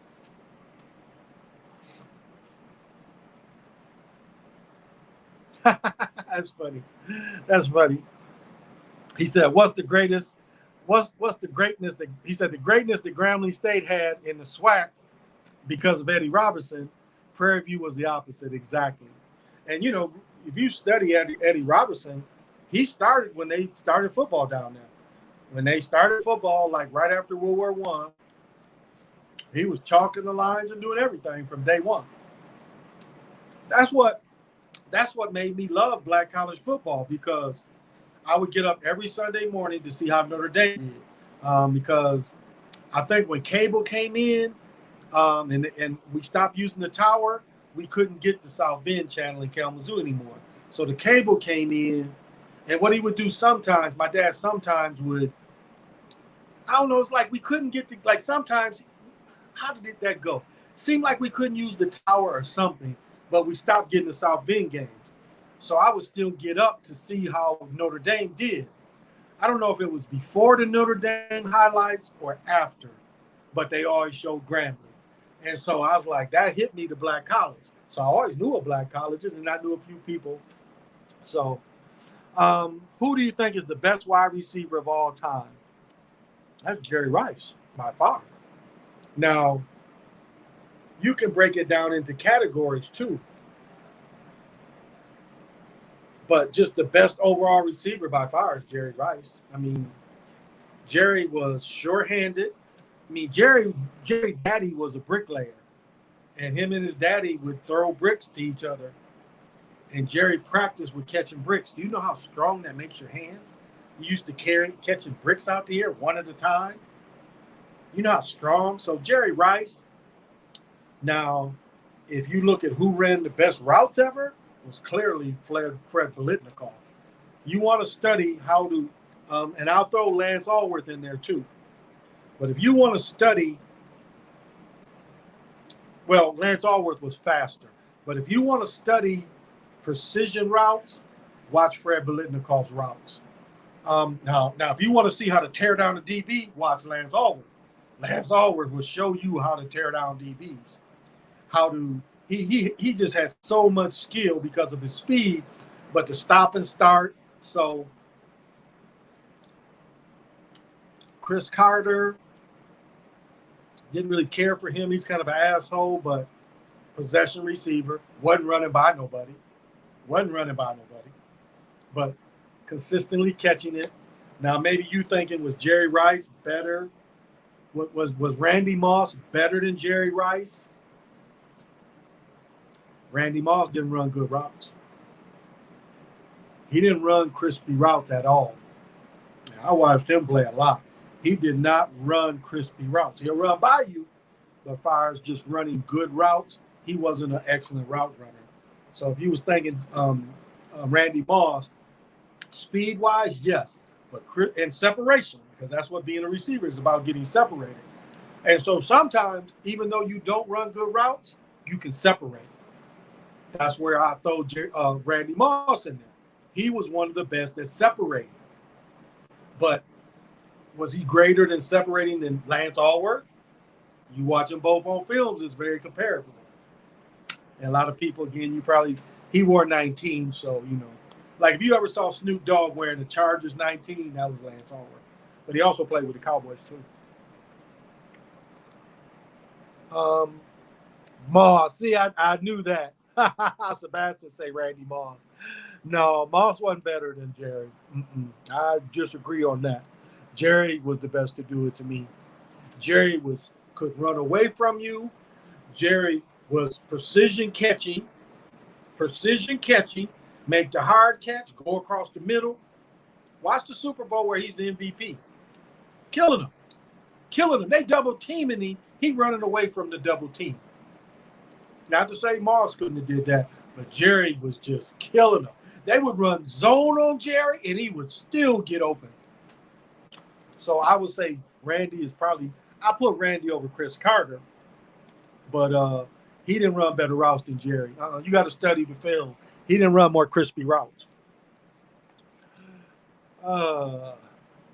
Guys, I've been hitting 3 hours. I think I'm going to let it go. Lorenzo, I remember being – where was this? I remember being at my grandma's house watching HBCU football game on BET.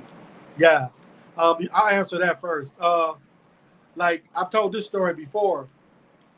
During the 80s season is when BET started showing HBCU football games.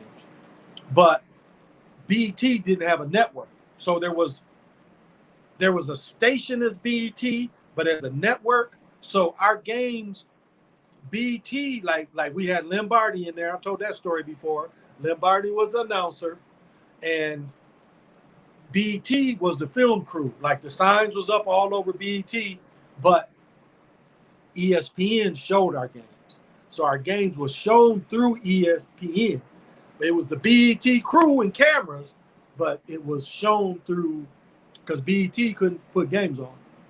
But like I told the story before, we drove. They had because HBCU games was called Classics, and so I remember driving down to Indianapolis from Michigan. It was like a 5-hour drive, and we watched A&T play in the old dome, the RCA dome, I think it was called at the time. Calvin Johnson is a hard one. He's a really hard one.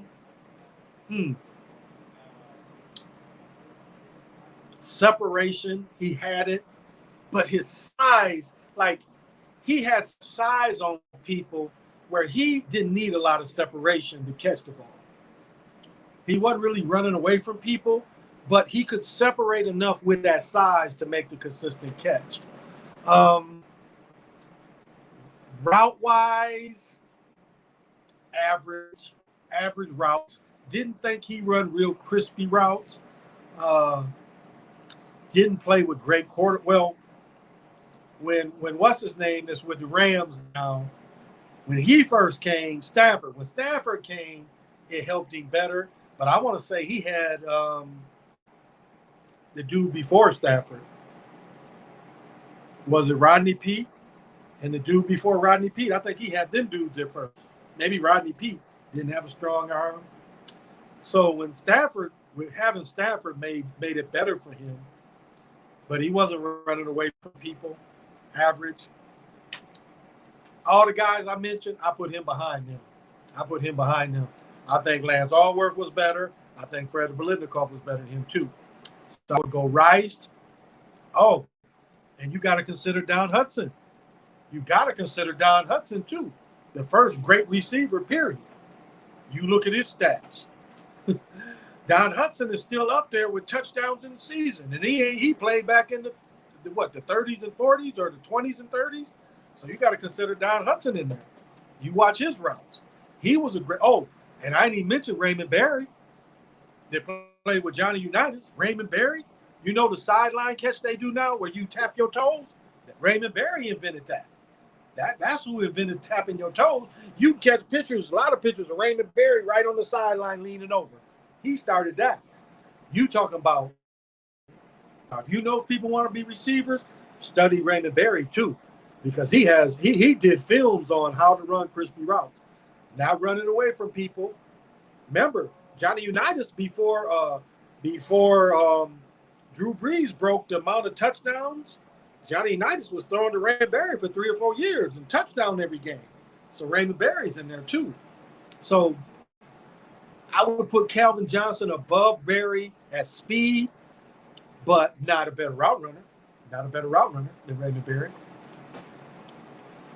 Now, okay, Terrell Owens. That is a good one because I'm missing some stuff. Okay, Terrell Owens. Yeah, I'd have to put him up there before Calvin Johnson. Faster, better separation, and still a good route runner. I'll say that. I would even put Terrell Owens above Chris Carter. Now he may not have the records Chris Carter has, but as a better receiver, Owens was way faster, could catch the ball consistently, possession receiver, separation. So, yeah, I'd put him above Chris Carter. Definitely put him above Chris Carter. He was better than Chris Carter. He's probably, Jerry Rice. Man,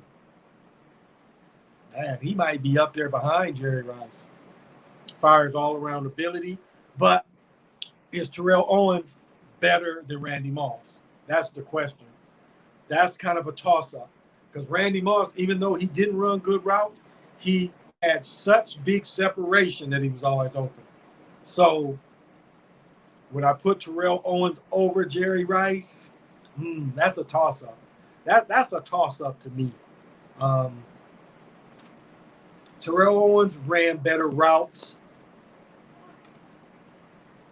I don't know. They kind of 1 and 1A there. They're probably 2 and 2A. 2 and 2A. My dad used to tell me about Jerry Rice. He told me that because my dad was a carpenter, my uncle and Annie went to Mississippi Valley with Jerry Rice. I think he and my uncle are in the same frat. Okay. I didn't know he was in a fraternity. Okay. Then they was probably there with Willie Toten too. I've asked him, you talk to your dad, ask him if he remembered Willie Toten, or if you talk to your uncle, ask him if they went to school with Willie. Because Willie is my age. Willie is my age. No, Willie might be. Because when I played against Jerry Rice, he was a freshman. I was a junior.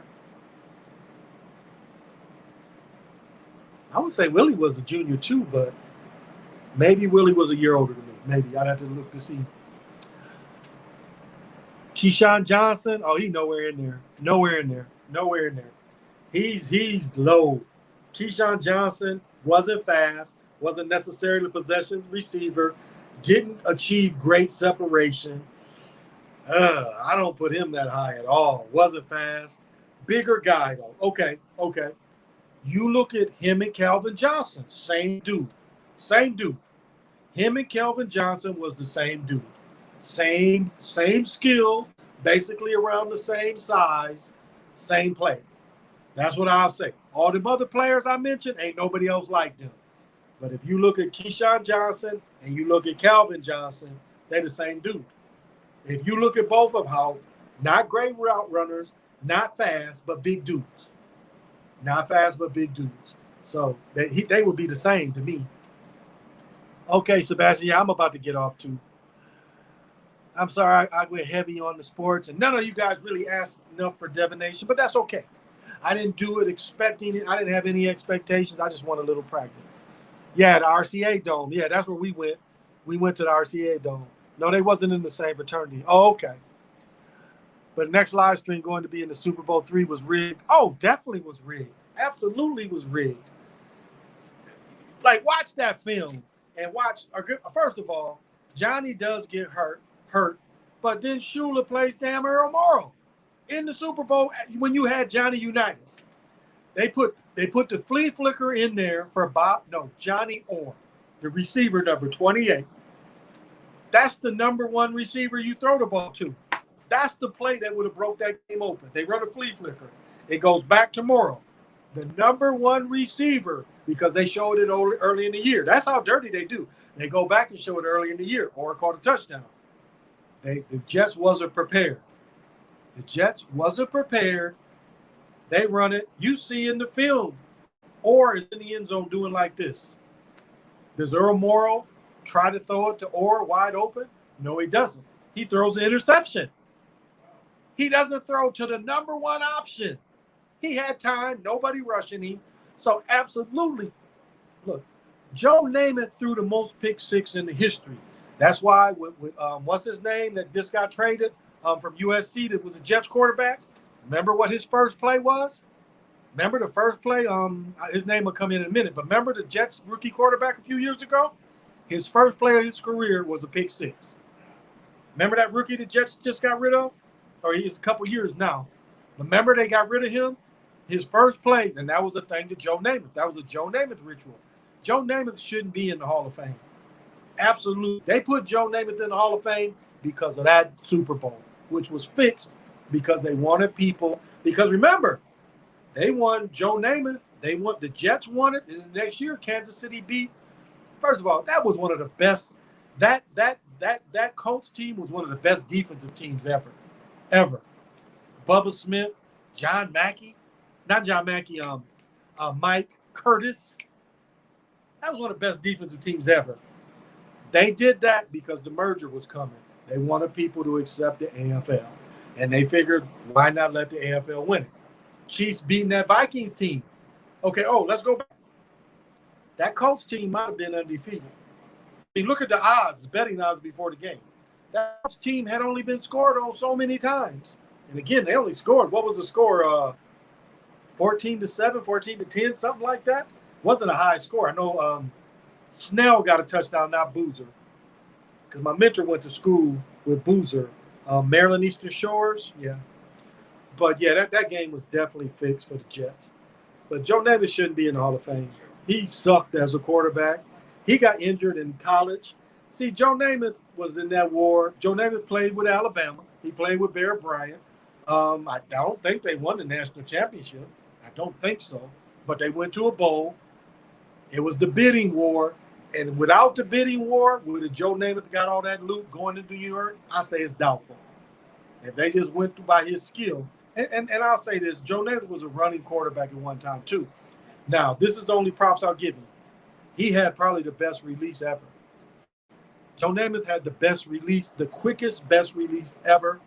Better than Elway, better than what's the guy from Miami? Marino, better than Marino, better than Stafford. I say the only person's release is comparable to Joe Namath is Jeff George. But the best relief ever, definitely definitely the best relief.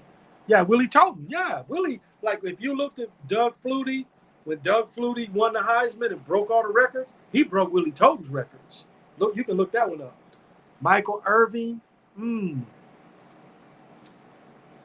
This is where you have to love Michael Irvin. A lot of them dudes I talked about, other than Jerry Rice, like Randy Moss didn't really like running crossing routes. Like Randy Moss would run, like, crossing route is going down and straight across the middle. Yeah, Randy wanted no part of that. Randy would do more of a crossing post. He didn't like going. Most of them did not like going across the middle. Terrell Owens and Michael Irvin. That is where Michael Irvin was good. Michael Irvin wasn't running by anybody. Easy got his zone. Consistent hands, though. Played with one of the top quarterbacks. That's a benefit. But, yeah, thank you, Sam Donald. Thank you, James. Yep, Sam Donald. Yep. But Irvin, bigger dude for a receiver. Any receiver over 6 foot back then was considered bigger. Like, you look at me on film, I look big on film, and I'm only 6 foot. But comparatively, most of the dudes was 5'7", 5'8". Like Super Nat, he was only 5'6", 5'7". My guy, rest in peace, Count, Lonnie Harris. Lonnie was only about 5'6", 5'7". The dudes running 4'2s, 4'3s, 4'2s. So Irving was a good guy. He was in the right place at the right time. I'll say that. Didn't run real crispy routes, but he had a quarterback that could put the ball, like he would turn and the ball would be there. He was good at that, where he didn't really need a lot of separation to still catch it because, again, a bigger dude. But just like Emmitt Smith. Was Emmitt Smith the best running back of all time? No, but he's played in the line. Busak, yeah. Oh, no. Joe Namath had a way better release. Watch Joe Namath's release. And the only dude that's comparable is Jeff George. And I almost want to put Jeff George above Namath. You talking about a pure passer? I'll say this. There was no better pure passer in the game than Jeff George. He never played in a good system, so his talent wasn't really shown. But if you look at everything a quarterback's supposed to do, the ball coming from his ear, and quickly, I put Jeff George over Marino for his release. Not his career, but his release. And Joe Namath and Jeff George are really – I like George a little better than Namath, but that's something that you got to look – watch Namath, young Namath. And young Namath had a cannon. He had a cannon. Watch young Namath.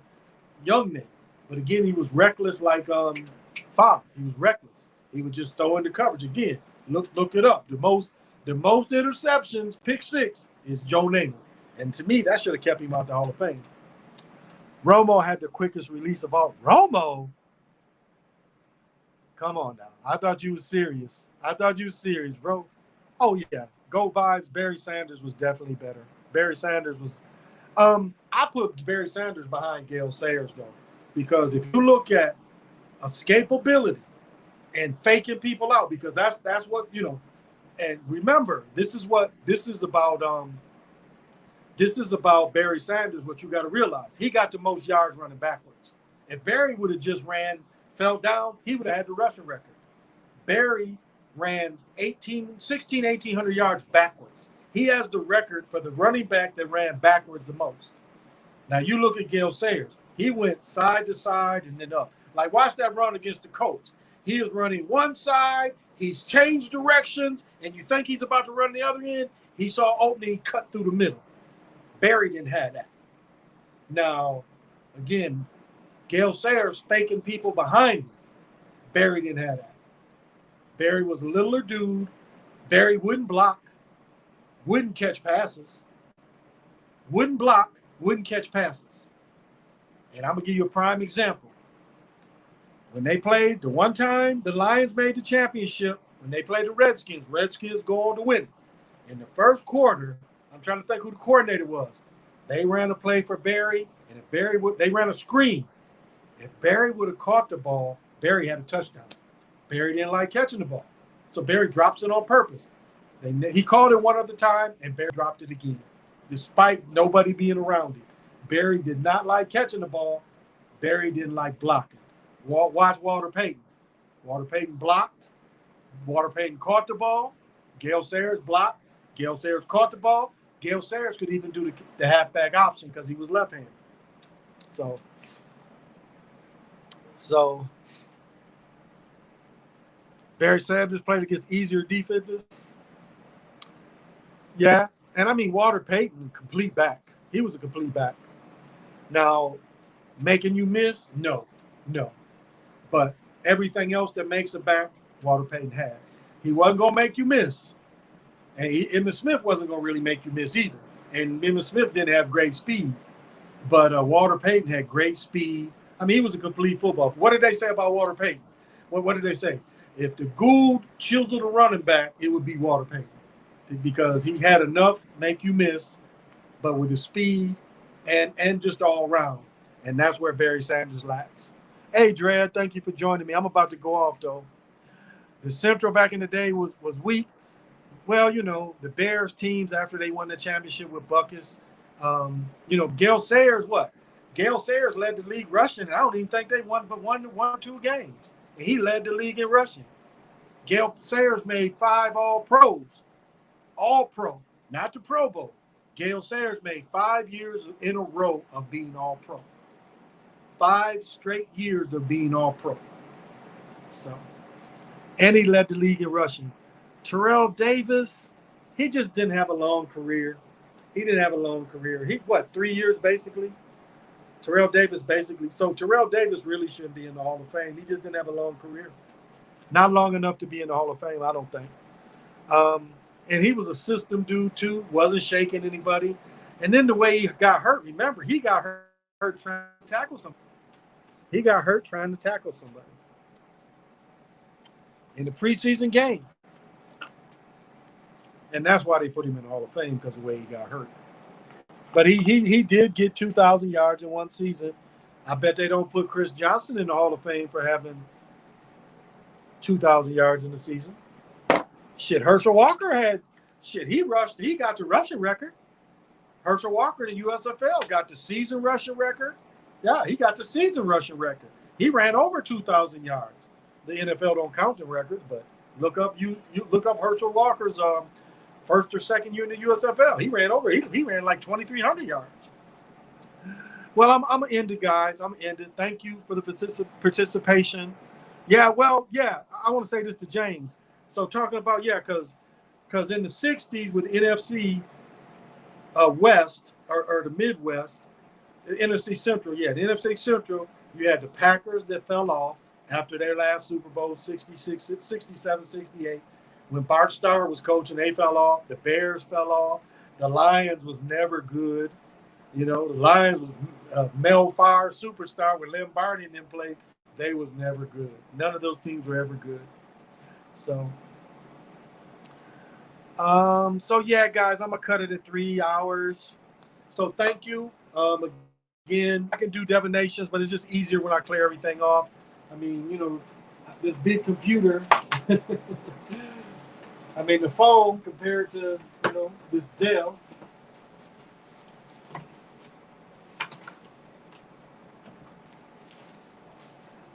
I mean, this is my Dell. So, it takes up quite a bit where this tripod and this phone don't take up as much. So, thank you. But this here, I want to start practicing this a little more. Cleanse the carbs. Yes, I did cleanse them. So I just want to practice. So thank you guys for the questions. Let me practice. I appreciate it. But yeah, I'm going to eat me a piece of cheesecake and then I'm going to crash. Thank you. But if you guys got something, I'll do Devinations for people too. That's why I didn't do the date is, I think we're on a new date. Let me see. 13 platoons, 0 contunes. We're going to be at 8 tunes. We're going to be at 10 Uno. And I want to say we're at 9 kin. I will give this final divination. Now, I won't read the thing, though. Yeah, 9 kin. And so 9 kin should be, I think the energy's from the south. So those of you want to manifest? No. So tomorrow would be a really great time for those of you who want to manifest. You're going to get a lot of energy coming from the east. It's a new cycle involved too. A lot of times when the new cycle comes in of the east, you get a little of the center energy. So if you want to manifest tomorrow, those of you that are looking for something, tomorrow's a great day to put your intention into it, because it's all about intention. It's all about intentions. You know, how much are you putting into what you ask? Well, guys, this has been the Chocolate Mountain Show. I've been your host. Eight Wind is Timeless. Thank you all for participating. As you know, I always say Eshan's rhyme when I finish, which goes, I'm not a New York rapper or LA gangbanger. I'm just an old school Detroit crack slanger. This has been the Chocolate Mountain Show. Till we meet again.